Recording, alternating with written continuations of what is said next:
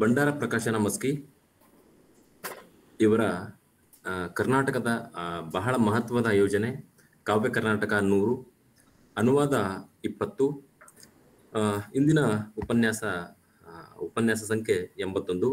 ಇವತ್ತು B Janardhan Bhat sir ಅವರು ಇವತ್ತು ಪ್ರಾಯೋಗಿಕ ವಿಮರ್ಶೆಯನ್ನು ಮಾಡಲಿಕ್ಕೆ ನಮ್ಮೊಂದಿಗಿದ್ದಾರೆ.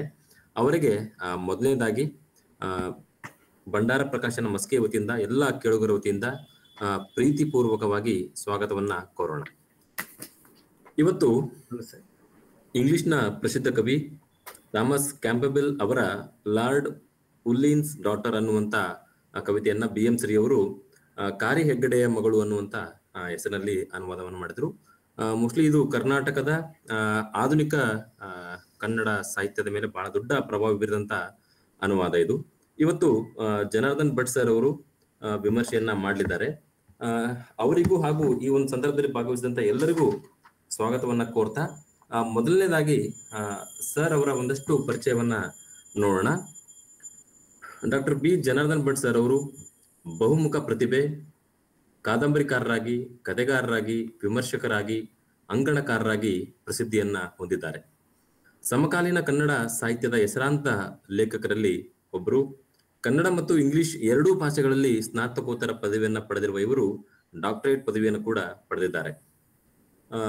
ಬೆಳ್ಮಣದ ಸರ್ಕಾರಿ ಪದವಿ ಪೂರ್ವ ಕಾಲೇಜಿನಲ್ಲಿ ಪ್ರಾಚಾರ್ಯರಾಗಿ ಕರ್ತವ್ಯವನ್ನ ನಿರ್ವಹಿಸಿ ಪ್ರಸ್ತುತ ನಿವೃತ್ತಿಯ ಜೀವನವನ್ನ ಸಾಗಿಸ್ತಾ ಇದ್ದಾರೆ. ಸರ್ ಅವರು ಸುಮಾರು 105 ಕೃತಿಗಳನ್ನ ರಚಿಸಿದ್ದು, ಅವುಗಳಲ್ಲಿ ಪ್ರಮುಖ ಕೃತಿಗಳನ್ನ ನೋಡುವುದಾದರೆ ಕಲ್ಲು ಕಂಬವೇರಿದ ಹುಂಬ, 4 ಪ್ರಸ್ತಾವನೆಗಳು, ದಕ್ಷಿಣ ಕನ್ನಡದ ಶತಮಾನದ ಕಾವ್ಯ, ದಕ್ಷಿಣ ಕನ್ನಡದ ಶತಮಾನದ ಕಥೆಗಳು, ಉಡುಪಿಯ ಜಿಲ್ಲೆಯ ಶತಮಾನದ ಕಥೆಗಳು, ಉತ್ತರಾಧಿಕಾರಿ ಹಸ್ತಾಂತರ, 3 ಹೆಜ್ಜೆ ಭೂಮಿ, ಅನಿಕೇತನ, ಈ ಮುಂತಾದ ಕೃತಿಗಳನ್ನ ಸರ್ ಅವರು ರಚಿಸಿದ್ದು.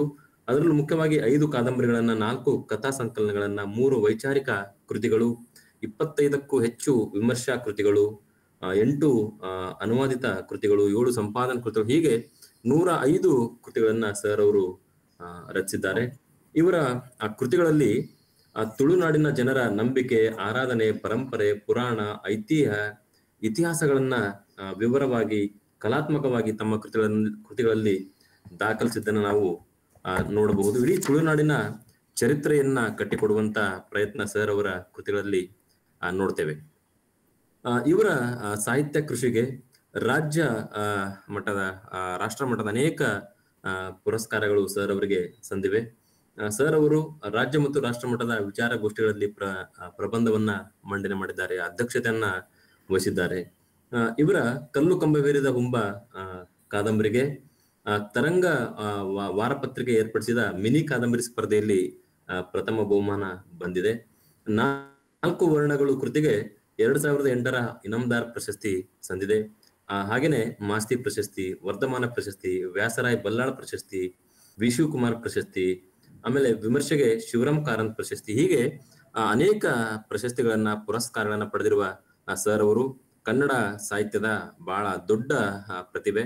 ಅವರು ಇವತ್ತು ನಮ್ಮೊಂದಿಗಿರುವುದು ನಮ್ಮೆಲ್ಲರ ಸೌಭಾಗ್ಯ ಅಂತ ಭಾವಿಸ್ತಾ ಸರ್ ಅವರಿಗೆ ಈ ಕಾರಿ ಹೆಗ್ಗಡೆಯ ಮಗಳು ಕವನವನ್ನ ಪ್ರಾಯೋಗಿಕ ವಿಮರ್ಶೆಗೆ ಒಳಪಡಿಸಲು ವಿನಂತಿಸುತ್ತಾ ನನ್ನ ಒಂದು ಪರಿಚಯವನ್ನ ಮುಗಿಸ್ತೇನೆ. Thank you sir. ಧನ್ಯವಾದಗಳು ಸರ್. ಕಾವ್ಯ ಕರ್ನಾಟಕ 100 ಎನ್ನುವ ಒಂದು ವಿಶಿಷ್ಟ ಕಾರ್ಯಕ್ರಮವನ್ನು ಏರ್ಪಡಿಸಿರುವ ಬಂಡಾರ ಪ್ರಕಾಶನ ಮಸ್ಕಿ ಇದರ ಎಲ್ಲ ಮಿತ್ರರಿಗೂ ಹಾಗೂ ಈ ದಿನ ನಮ್ಮ ಜೊತೆ ಸೇರ್ಕೊಂಡಿರುವ ಎಲ್ಲ ಬಂಧು ಭಗಿನಿಯರಿಗೂ ನನ್ನ ಹಾರ್ದಿಕ ನಮಸ್ಕಾರಗಳನ್ನು ತಿಳಿಸ್ತಾ, ನಾನು ಇವತ್ತು BM ಶ್ರೀ ಅವರು ಅನುವಾದಿಸಿರುವ ಥಾಮಸ್ ಕ್ಯಾಂಪಬೆಲ್ ಎನ್ನುವ ಸ್ಕಾಟಿಷ್ ಕವಿಯ ಲಾರ್ಡ್ ಉಲಿನ್ಸ್ ಡಾಟರ್ ಅನ್ನೋ ಒಂದು ಇಂಗ್ಲಿಷ್ ಮೂಲದ ಅನುವಾದ ಕಾರಿ ಹೆಗ್ಗಡೆಯ ಮಗಳು ಎನ್ನುವುದರ ಕುರಿತು ನಾನು ಇವತ್ತು ಕೆಲವು ಮಾತುಗಳನ್ನು ಇಲ್ಲಿ ಪ್ರಸ್ತುತಪಡಿಸಲಿಕ್ಕೆ ಇದ್ದೇನೆ. ಒಂದು ಸೂಕ್ಷ್ಮ ಓದಿನ ರೂಪದಲ್ಲಿ ಅನುವಾದ ಕವಿತೆಗಳನ್ನು ನಾವು ವಿಶ್ಲೇಷಣೆ ಮಾಡುವುದಕ್ಕಿಂತ ಇದನ್ನು ಭಾಷಾಂತರ ಅಧ್ಯಯನದ ನೆಲೆಯಲ್ಲಿ ನೋಡುವುದು ನನಗೆ ಸೂಕ್ತ ಅಂತ ಅನಿಸ್ತದೆ. ಒಂದು ಕವಿತೆಯ ಒಂದು ಕ್ಲೋಸ್ ರೀಡಿಂಗ್ ಅಥವಾ ಸೂಕ್ಷ್ಮ ಓದುವಿಗಿಂತ ಭಿನ್ನವಾಗಿ ಈ ಭಾಷಾಂತರ ಅಧ್ಯಯನ ಹೇಗೆ ಅಂತಂದ್ರೆ, ಇದರಲ್ಲಿ 5 ಆಯಾಮಗಳನ್ನು ಪರಿಶೀಲಿಸುವುದು ಅಗತ್ಯ ಅಂತ ನನಗೆ ಅನಿಸ್ತದೆ. ಒಂದು ಅನುವಾದ ಸೃಷ್ಟಿಯಾದ ಒಂದು ಚಾರಿತ್ರಿಕ ಸನ್ನಿವೇಶ, ಆಮೇಲೆ ಅನುವಾದದಲ್ಲಿ ತೊಡಗಿರುವ ಅನುವಾದಕನ ಅವನ ಒಲವು ನಿಲುವುಗಳು, ಅವನ ಚಿಂತನೆ, ಇವುಗಳ ಬಗ್ಗೆ. ಮೂರನೇದಾಗಿ ಇದು ಅನುವಾದದ ಯಾವ ಬಗೆ ಅನ್ನುವುದರ ಬಗ್ಗೆ. ನಾಲ್ಕನೇದಾಗಿ ಮೂಲ ಕೃತಿಗೂ ಈ ಅನುವಾದ ಕೃತಿಗೂ ಒಂದು ತುಲನಾತ್ಮಕವಾದ ಅಧ್ಯಯನ. ಮತ್ತು ಐದನೆಯಾಗಿ ಈ ಅನುವಾದದಿಂದ ಕನ್ನಡಕ್ಕೆ ಅಥವಾ ಒಂದು ಸ್ವೀಕಾರ ಭಾಷೆಗೆ ಲಭಿಸುವ ಕೊಡುಗೆ ಯಾವುದು ಎನ್ನುವ ಬಗ್ಗೆ. ಹೀಗೆ 5 ಆಯಾಮಗಳಲ್ಲಿ ಒಂದು ಅನುವಾದ ಕವಿತೆಯನ್ನು ಪರಿಶೀಲಿಸುವುದು ಅಗತ್ಯ ಅಂತ ನಾನು ತಿಳ್ಕೊಂಡಿದ್ದೇನೆ. ಹಾಗಾಗಿ BM ಶ್ರೀಯವರ ಈ ಕಾರಿ ಹೆಗ್ಗಡೆಯ ಮಗಳು, ಇದನ್ನು ನಾನು ಇಂಗ್ಲಿಷ್ ಗೀತಗಳ ಒಂದು ಪ್ರಾತಿನಿಧಿಕ ಕವಿತೆಯಾಗಿ ನಾನು ಆರಿಸಿಕೊಂಡಿದ್ದೇನೆ ಹೊರತು ಇದಕ್ಕೆ ಮತ್ತೇನು ಹೆಚ್ಚಿನ ಮಹತ್ವ ಏನಿಲ್ಲ. ಆದರೆ ಇಲ್ಲಿ ನಮ್ಮ ವಿಶ್ಲೇಷಣೆಗೆ ಸಾಕಷ್ಟು ಇಲ್ಲಿ ಅವಕಾಶ ಇರುವುದರಿಂದ ಈ ಸ್ವಲ್ಪ ದೀರ್ಘವಾದ ಕಥನ ಕವನವನ್ನು ನಾನು ಆರಿಸಿಕೊಂಡಿದ್ದೇನೆ. ಮುಖ್ಯವಾಗಿ ನನಗೆ ಇಲ್ಲಿ ಲಕ್ಷ್ಯ ಇರುವುದು ಈ ಇಂಗ್ಲಿಷ್ ಗೀತಗಳ ಮೇಲೆ. ಇಂಗ್ಲಿಷ್ ಗೀತಗಳು ಕನ್ನಡ ಸಾಹಿತ್ಯದ ಮೇಲೆ ಯಾವ ರೀತಿಯ ಪ್ರಭಾವ ಬೀರಿದೆ ಅನ್ನುವುದನ್ನು ನಾವು ನೋಡುವುದೇ ಬಹಳ ಮುಖ್ಯ ಹೊರತು ಕೇವಲ ಒಂದು ಕಾರಿ ಹೆಗ್ಗಡೆಯ ಮಗಳು ಅನ್ನುವ ಒಂದು ನಿರ್ದಿಷ್ಟ ಕವಿತೆಯ ಬಗ್ಗೆ ನಾವು ಇವತ್ತು ಅವರ ಕೊಡುಗೆಯನ್ನು ನೋಡ್ಲಿಕ್ಕೆ ಸಾಧ್ಯ ಇಲ್ಲ. ಒಟ್ಟು ಇಂಗ್ಲಿಷ್ ಗೀತಗಳು ಕನ್ನಡಕ್ಕೆ ನೀಡಿದ ಕೊಡುಗೆ ಏನು ಅನ್ನೋದರ ಬಗ್ಗೆ ನಾನು ವಿಸ್ತಾರವಾಗಿ ನೋಡ್ತಾ, ಕಾರಿ ಹೆಗ್ಗಡೆಯ ಮಗಳು ಅನ್ನೋದನ್ನು ನಿರ್ದಿಷ್ಟವಾಗಿ ನೋಡ್ತಾ ಈ ಉಪನ್ಯಾಸ ಕಾರ್ಯಕ್ರಮವನ್ನು ನಡೆಸಿಕೊಡ್ಲಿಕ್ಕೆ ನಿಮ್ಮೆಲ್ಲರ ಅನುವನ್ನು ಕೇಳ್ತಾ ಇದೆ. ಈಗ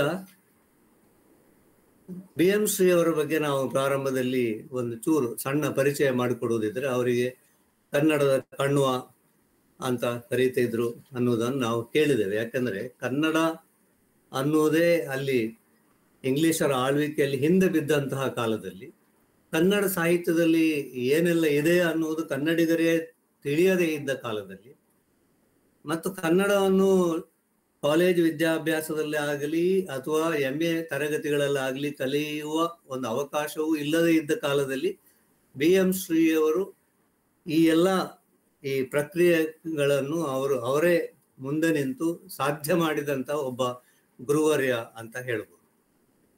BM ಶ್ರೀಯವರು ಮೆಡ್ರಾಸ್ ಯೂನಿವರ್ಸಿಟಿಯಲ್ಲಿ ಅವರು ಮಾಡಿದ್ದು ಇಂಗ್ಲಿಷ್ MA ಅನ್ನು, ಕನ್ನಡ MA ಮಾಡಲಿಕ್ಕೆ ಅಲ್ಲಿ ಅವಕಾಶ ಇದ್ದಿರಲಿಲ್ಲ. ಯಾಕಂದ್ರೆ ಕನ್ನಡ MAಗೆ ಪಾಠ ಮಾಡಬೇಕಾದ್ರೆ ಅದರ ಮೊದಲೇ ಕನ್ನಡ MA ಮಾಡಿದವರು ಆಗಿ ಇರ್ತಿತ್ತು. ಹಾಗಾಗಿ ಮಡ್ರಾಸ್ ಯೂನಿವರ್ಸಿಟಿಯಲ್ಲಿ MA ತರಗತಿಯಲ್ಲಿ ದ್ರಾವಿಡ ಭಾಷೆಗಳನ್ನು ಮತ್ತು ಇಂಗ್ಲಿಷನ್ನು ತಗೊಂಡು ಬಂದವರೇ ಆಮೇಲೆ ಕನ್ನಡ ನಾಡಿನಲ್ಲಿ BA ಕನ್ನಡ, ಆಮೇಲೆ ಕನ್ನಡ MA ತರಗತಿಗಳನ್ನು ಪ್ರಾರಂಭ ಮಾಡಲಿಕ್ಕೆ ಅಲ್ಲಿ ಮುಂದೆ ಬಂದರು.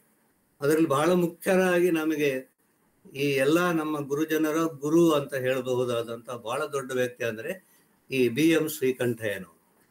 ಅವರ ಪೂರ್ತಿ ಹೆಸರು ಬೆಳ್ಳೂರು ಮೈಲಾರಯ್ಯ ಶ್ರೀಕಂಠಯ್ಯ ಅಂತ. ಅವರು 1884ರಲ್ಲಿ ಜನಿಸಿದ್ರು. 1946ರಲ್ಲಿ ಅವರು ಹಸ್ತಂಗತರಾದರು. ಅವರು 1906ರಲ್ಲಿ ಮೈಸೂರು ಮಹಾರಾಜ ಕಾಲೇಜಿನಲ್ಲಿ BA ಪದವಿಯನ್ನು ಪಡೆದು 1907ರಲ್ಲಿ ಮದ್ರಾಸ್ನಲ್ಲಿ BL ಪದವಿ, 1909ರಲ್ಲಿ MA ಪದವಿ ಪಡೆದು ಮಹಾರಾಜ ಕಾಲೇಜಿನಲ್ಲಿ 1909ರಲ್ಲಿ ಇಂಗ್ಲಿಷ್ ಮತ್ತು ಕನ್ನಡ ಪ್ರಾಧ್ಯಾಪಕರು ಎಂಬ ಹುದ್ದೆಯಲ್ಲಿ ಅವರು ನೇಮಕ ಆದರು. ಆಮೇಲೆ 1917-18ರಲ್ಲಿ BAಯಲ್ಲಿ ಕನ್ನಡವನ್ನು ತಗೊಂಡು ಕಲಿಯಬಹುದು ಅನ್ನುವ ಒಂದು ವ್ಯವಸ್ಥೆಯನ್ನು ಅವರು ಆಗ ಮಾಡಿದ್ದು ಕೂಡ ಅವರೇ. ಆಮೇಲೆ ಅವರು ಮೈಸೂರು ವಿಶ್ವವಿದ್ಯಾನಿಲಯದಲ್ಲಿ ಅವರು ರಿಜಿಸ್ಟ್ರಾರ್ ಅಂತನೂ ಕೂಡ ಕೆಲವು ವರ್ಷ ಕೆಲಸ ಮಾಡಿದ್ರು. ಆ ಕೆಲಸ ಮಾಡುವಾಗಲೂ ಕೂಡ ಅವರು ಪಾಠಗಳನ್ನು ಮಾಡ್ತಿದ್ರು. 1927ರಲ್ಲಿ ಮೈಸೂರು ವಿಶ್ವವಿದ್ಯಾನಿಲಯದಲ್ಲಿ ಕನ್ನಡ MA ತರಗತಿಗಳು ಪ್ರಾರಂಭ ಆದವು. ಆ ಮೊದಲನೇ ತಂಡದಲ್ಲಿ ಕುವೆಂಪು, DL ನರಸಿಂಹಾಚಾರ್, DK ಭೀಮಸೇನರಾವ್ ಮುಂತಾದ 9 ಜನ ವಿದ್ಯಾರ್ಥಿಗಳು ಅಲ್ಲಿ ಇದ್ರು. ಹಾಗಾಗಿ ಮೊದಲನೆಯ ಮೈಸೂರು ವಿಶ್ವವಿದ್ಯಾನಿಲಯದ ಕನ್ನಡ MA ತರಗತಿಗೆ ಬೋಧನೆ ಮಾಡಿದ ಮೊದಲನೆಯ ಪ್ರೊಫೆಸರ್ ಕೂಡ BM ಶ್ರೀಕಂಠಯ್ಯನವರೇ ಆಗಿದ್ರು ಅನ್ನುವುದು ಬಹಳ ವಿಶೇಷವಾದ ಸಂಗತಿ. ಆಮೇಲೆ ಎರಡನೇದಾಗಿ ಕನ್ನಡ ನಾಡಿನಲ್ಲಿ ಕನ್ನಡ ಸಾಹಿತ್ಯದ ಒಂದು ವಿಸ್ತಾರ ಎಷ್ಟಿದೆ, ಇದರ ಶ್ರೀಮಂತಿಕೆ ಏನು ಎನ್ನುವುದರ ಬಗ್ಗೆ ಒಂದು ಅರಿವಿಲ್ಲದಿದ್ದಾಗ ಕನ್ನಡವನ್ನು ಹೇಗೆ ಪಾಠ ಮಾಡೋದು, ಯಾವುದನ್ನು ಪಾಠ ಮಾಡೋದು, ಕನ್ನಡ ಸಾಹಿತ್ಯದಲ್ಲಿ ಏನೆಲ್ಲ ಇದೆ ಅನ್ನೋದನ್ನೆಲ್ಲ ಕನ್ನಡ ನಾಡಿಗೆ ತಿಳಿಸ್ಕೊಡ್ಲಿಕ್ಕೆ ಕೂಡ BM ಶ್ರೀ ಅವರು ಬಹಳಷ್ಟು ಅವ್ರ ಪ್ರವಾಸಗಳನ್ನು ಮಾಡಿದ್ದಾರೆ, ಉಪನ್ಯಾಸಗಳನ್ನು ನೀಡಿದ್ದಾರೆ. ಈ ಉಪನ್ಯಾಸಗಳಲ್ಲಿ ಬಹಳ ಮುಖ್ಯವಾದದ್ದು 1911ರಲ್ಲಿ ಅವರು ಧಾರವಾಡದಲ್ಲಿ ಮಾಡಿದಂಥ ಒಂದು ಉಪನ್ಯಾಸ. ಇದಕ್ಕೆ ಕನ್ನಡ ಮಾತು ತಲೆ ಎತ್ತುವ ಬಗ್ಗೆ ಅಂತ ಒಂದು ಬಹಳ ಪ್ರಸಿದ್ಧವಾದ ಉಪನ್ಯಾಸ ಇದು. ಇದರಿಂದ ನಾನು ಕೆಲವು ಮಾತುಗಳನ್ನು ಆಮೇಲೆ ಅವರ ಚಿಂತನೆಯ ಭಾಗವಾಗಿ ನಾನು ಆಮೇಲೆ ಓದುತ್ತಾ ಇದ್ದೆ. ಆಮೇಲೆ ಅವರು 1928ರಲ್ಲಿ ಕನ್ನಡ ಸಾಹಿತ್ಯ ಸಮ್ಮೇಳನದ ಅಧ್ಯಕ್ಷರಾಗಿಯೂ ಕೂಡ ಕೆಲವು ಮಾತುಗಳನ್ನು ಹೇಳಿದ್ದಾರೆ. ಅಲ್ಲಿಯೂ ಕೂಡ ಈ ಭಾಷಾಂತರದಿಂದ ಕನ್ನಡ ಸಾಹಿತ್ಯ ಹೇಗೆ ಬೆಳವಣಿಗೆ ಸಾಧಿಸಬೇಕು ಅನ್ನುವುದನ್ನು ಅವರು ಅಲ್ಲಿ ಸ್ಪಷ್ಟಪಡಿಸಿದ್ದಾರೆ. ಈ BM ಶ್ರೀ ಅವರು ಆಮೇಲೆ 1930ರಲ್ಲಿ ಬೆಂಗಳೂರು ಸೆಂಟ್ರಲ್ ಕಾಲೇಜಿಗೆ ವರ್ಗವಾಗಿ ಹೋಗ್ತಾರೆ. ಆಮೇಲೆ 1944ರಲ್ಲಿ ಅವರು ನಿವೃತ್ತರಾದ ಮೇಲೆ ಧಾರವಾಡದಲ್ಲಿ ಅವರು KE ಬೋರ್ಡಿನ ಆರ್ಟ್ಸ್ ಕಾಲೇಜಿನ ಪ್ರಿನ್ಸಿಪಾಲರಾಗಿ ಕೆಲಸ ಮಾಡ್ತಾ ಅಲ್ಲೇ ಅವರ ಕೊನೆ ಉಸಿರು ಎಳಿತಾರೆ. ಸೊ ಇದು BM ಶ್ರೀ ಅವರ ಒಂದು ಸಣ್ಣ ಪರಿಚಯ. ಇದು ಯಾಕೆ ಈ ಪರಿಚಯವು ಕೂಡ ಬಹಳ ಮುಖ್ಯ ಅಂದ್ರೆ, ಈ ಕನ್ನಡ ಸಾಹಿತ್ಯಕ್ಕೆ ಅವರು ಮಾಡಿದ ಕೊಡುಗೆಯಿಂದಾಗಿ ಅವರು ನಮ್ಗೆ ಎಷ್ಟು ಒಬ್ಬರು ಮುಖ್ಯ ವ್ಯಕ್ತಿ, ಆಮೇಲೆ ಅವರು ಕನ್ನಡದಲ್ಲಿ ಭಾಷಾಂತರಗಳ ಮೂಲಕ ಈ ಬೆಳವಣಿಗೆಯನ್ನು ಸಾಧಿಸಬೇಕು ಅನ್ನುವ ಒಂದು ನಿರ್ದಿಷ್ಟ ಚಿಂತನೆ ಇದ್ದವರು ಅನ್ನುವುದನ್ನು ಸೂಚಿಸಲಿಕ್ಕಾಗಿ ಅವರ ಒಂದು ವ್ಯಕ್ತಿ ಪರಿಚಯವನ್ನು ಇಲ್ಲಿ ಹೇಳಲಿಕ್ಕೆ ಅವಕಾಶ ಆಯಿತು. BM ಶ್ರೀ ಅವರು ಮತ್ತೂ ಒಂದು ಬಹಳ ದೊಡ್ಡ ಕೆಲಸವನ್ನು ಮಾಡಿದ್ದಾರೆ. ಅವರು ಕನ್ನಡ MA ತರಗತಿಗಳನ್ನು ಮಾಡುವಾಗ ಮತ್ತು ಕನ್ನಡ BA ತರಗತಿಗಳಿಗೋಸ್ಕರ ಕನ್ನಡ ಕೈಪಿಡಿ ಅಂತ ಇತರರ ಜೊತೆಗೆ ಅವರು ಸಂಪಾದನೆ ಮಾಡಿದ್ದಾರೆ. ಅದರಲ್ಲಿ ಕನ್ನಡ ಸಾಹಿತ್ಯ ಚರಿತ್ರೆಯ ಕೆಲವು ಭಾಗಗಳನ್ನು ಮತ್ತು ಕನ್ನಡ ಛಂದಸ್ಸು ಇತ್ಯಾದಿಗಳನ್ನು ಅವರೇ ಬರೆದಿದ್ದಾರೆ ಕೂಡ. ಈ ಕನ್ನಡ ಛಂದಸ್ಸು ಅನ್ನೋದನ್ನು ಬರೀಲಿಕ್ಕೆ ಅವರು ಎಷ್ಟು ಒಂದು ಸಮರ್ಥ ವ್ಯಕ್ತಿ ಅಂದ್ರೆ, ಅವರಿಗೆ 4 ಭಾಷೆಗಳ ಛಂದಸ್ಸಿನ ಮೇಲೆ ಅವರಿಗೆ ತುಂಬಾ ಹಿಡಿತ ಇತ್ತು. ಸಂಸ್ಕೃತ, ಕನ್ನಡ, ತಮಿಳು ಮತ್ತು ಇಂಗ್ಲಿಷ್ ಈ 4 ಭಾಷೆಯ ಛಂದಸ್ಸುಗಳ ಮೇಲೆ ಅವರಿಗೆ ಹಿಡಿತ ಇತ್ತು. ಹಾಗಾಗಿ ಅವರು ಅದನ್ನು ಬರೀಲಿಕ್ಕೆ ಅತ್ಯಂತ ಯೋಗ್ಯ ವ್ಯಕ್ತಿ ಆಗಿದ್ರು. ನಮ್ಮಲ್ಲಿ ಒಂದು ಅಂಶಲಯ ಅಂತ ಇದೆ. ಈ ಅಂಶಲಯ ಅನ್ನೋ ಹೆಸರನ್ನು ಕೊಟ್ಟದ್ದು ಕೂಡ ಅವರೇ. ಅದು ತಮಿಳು ಅವರಿಗೆ ಬರ್ತಿತ್ತು ಚೆನ್ನಾಗಿ. ತಮಿಳಿನಿಂದ ಪಡೆದ ಒಂದು ಪದದಿಂದ ಅವರು ಅಂಶಲಯ ಅಥವಾ ಅಂಶಗಣ ಎನ್ನುವುದನ್ನು ಅವರು ರೂಪಿಸಿಕೊಂಡ್ರು. ಈಗ ನಾವು ಇವತ್ತು ನೋಡುವ ಕಾರಿ ಹೆಗಡೆಯ ಮಗಳು ಕೂಡ ಇದು ಒಂದು ತರದ ಅಂಶಲಯದ ಒಂದು ಕವಿತೆ. ಅಂದ್ರೆ ಕನ್ನಡದ ಆಧುನಿಕ ಕನ್ನಡ ಕವಿತೆಗೆ ತಮ್ಮದೇ ಆದ ಕೆಲವು ಕೊಡುಗೆಗಳನ್ನು ಅವರು ನೀಡಿದ್ದರಲ್ಲಿ ಒಂದು ಹಳೆಯ ನಮ್ಮಲ್ಲಿ ಇದ್ದ ಛಂದಸ್ಸುಗಳನ್ನು ಹೊಸ ರೀತಿಯಲ್ಲಿ ಬಳಸುವುದು ಹೇಗೆ ಅನ್ನುವುದು ಕೂಡ ಅವರ ಕಾಳಜಿಯ ಒಂದು ಅಂಶವಾಗಿತ್ತು ಅನ್ನೋದನ್ನು ಗುರುತಿಸ್ಲಿಕ್ಕೆ ನಾನು ಈ ಮಾತನ್ನು ಹೇಳಿದೆ. ಈ ಅಂಶಲಯ, ಈ ಪುಣ್ಯಕೋಟಿ ಅಂತ ಒಂದು ನಮ್ಮಲ್ಲಿ ಪ್ರಸಿದ್ಧವಾದ ಒಂದು ಪದ್ಯ ಇದೆ. ಒಂದು ಸುಮಾರು 100-150 ವರ್ಷಗಳ ಹಿಂದೆ. ಅದು ಜಾನಪದ ಅಲ್ದಿದ್ರು ಕೂಡ ಯಾರೋ ಒಬ್ರು ಮಧೂರು ನರಸಿಂಹ ಅಥವಾ ಮದ್ದೂರು ನರಸಿಂಹ ಈ ತರ ಅವ್ರು ಯಾರು ಬರ್ದದ್ದು ಅನ್ನೋದು ಸ್ಪಷ್ಟ ಇಲ್ದಿದ್ರು ಕೂಡ ಒಬ್ಬ ಏಕಕರ್ತೃಕ ಕವಿತೆ ಅದು. ಸೊ ಈ ಕವಿತೆಯಲ್ಲಿ ಬಳಸಿದ ಮಟ್ಟನ್ನು ಬಳಸಿಕೊಂಡು ಅವರು ಕಾರಿ ಹೆಗ್ಗಡೆಯ ಮಗಳು ಅನ್ನುವ ಕವಿತೆಯನ್ನು ಅವರು ಕನ್ನಡದಲ್ಲಿ ರಚಿಸಿದ್ದಾರೆ. ಮತ್ತು ಇವರ ಇಡೀ ಇಂಗ್ಲಿಷ್ ಗೀತೆಗಳಲ್ಲಿ ಒಂದು ವೈಶಿಷ್ಟ್ಯ ಏನು ಅಂತಂದ್ರೆ, ಇದರಲ್ಲಿ ದ್ವಿತೀಯ ಅಕ್ಷರ ಪ್ರಾಸ ಕನ್ನಡಕ್ಕೆ ಅದನ್ನು ಬಿಡ್ಲಿಕ್ಕೇ ತಕ್ಕದ್ದಲ್ಲ ಅನ್ನೋ ಒಂದು ಚಿಂತನೆ ಇದ್ದ ಕಾಲದಲ್ಲಿ ಅವರು ಬಹಳ ಧೈರ್ಯವಾಗಿ ಈ ದ್ವಿತೀಯ ಅಕ್ಷರ ಪ್ರಾಸವನ್ನು ಬಿಟ್ಟು ಅವರು ಈ ಕವಿತೆಗಳನ್ನು ಅನುವಾದ ಮಾಡಿದ್ರು. ಆದ್ರೆ ಇದರಲ್ಲಿ ದ್ವಿತೀಯಾಕ್ಷರ ಪ್ರಾಸವನ್ನು ಇಟ್ಕೊಂಡಿದ್ದಾರೆ ಅನ್ನೋದು ಕೂಡ ಈ ಕವಿತೆಯನ್ನು ಆರಿಸಿಕೊಳ್ಳಿಕ್ಕೆ ಒಂದು ಕಾರಣ ಆಯಿತು. ಯಾಕೆಂದ್ರೆ ನಮ್ಮ ಹಿಂದಿನ ಪರಂಪರೆಯಿಂದ ನಾವು ಪಡೆದದ್ದನ್ನು ಹೇಗೆ ನಮ್ಮ ಮುಂದಿನ ತಲೆಮಾರಿಗೆ ದಾಟಿಸಬಹುದು ಅನ್ನುವುದು ಕೂಡ ಅವರ ಕಾಳಜಿ ಆಗಿತ್ತು ಅನ್ನುವುದನ್ನು ಸೂಚಿಸಲಿಕ್ಕೆ ಈ ಮಾತನ್ನು ನಾನು ಹೇಳಿದೆ. ಆಮೇಲೆ ಇಂಗ್ಲಿಷ್ ಗೀತೆಗಳ ಬಗ್ಗೆ ನಾವು ಬರುವುದಿದ್ರೆ, ಇದು 1919ರಲ್ಲಿ ಇದರ ಒಂದು ಕೆಲವು ಕವಿತೆಗಳನ್ನು ಅವರು ಅನುವಾದ ಮಾಡಿ ಒಂದು ಆವೃತ್ತಿಯನ್ನು ಹೊರತಂದರು. 1921ರಲ್ಲಿ ಇನ್ನೊಂದು ಆವೃತ್ತಿಯನ್ನು, ಮತ್ತು 1924ರಲ್ಲಿ ಮತ್ತೊಂದು ಆವೃತ್ತಿ, ಮತ್ತು 1926ರಲ್ಲಿ ಈಗ ಇರುವ ಹಾಗೆ 63 ಕವಿತೆಗಳು ಒಂದು ಪುಸ್ತಕವಾಗಿ ಇದು ಹೊರಗೆ ಬಂದಿದೆ. ಇದರಲ್ಲಿ 60 ಕವಿತೆಗಳು ಅವರದ್ದೇ, 60 ಕವಿತೆಗಳು ಅನುವಾದ ಆಮೇಲೆ ಉಳಿದ 3 ಕವಿತೆಗಳು ಅದರಲ್ಲಿ ಅವರದ್ದೇ ಆದ ಕವಿತೆಗಳು ಅದರಲ್ಲಿ ಸೇರಿವೆ.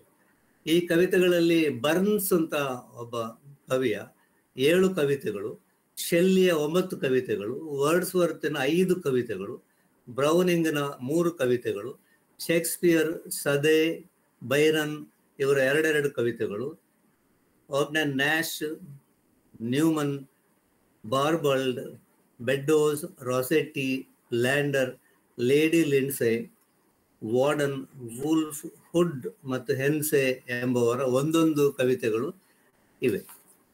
ಈ ಇಂಗ್ಲಿಷ್ ಗೀತೆಗಳ ಬಗ್ಗೆ ಒಂದು ಅಭಿಪ್ರಾಯ ಏನಂದ್ರೆ, ತುಂಬಾ ಪ್ರಸಿದ್ಧರಾದ ಕವಿತೆಗಳನ್ನು BM ಶ್ರೀ ಅವರು ಬಳಸಿಕೊಳ್ಳಲಿಲ್ಲ ಅನ್ನೋ ಒಂದು ಮಾತು ನಾವು ಆಗಾಗ ಕೇಳ್ತೇವೆ.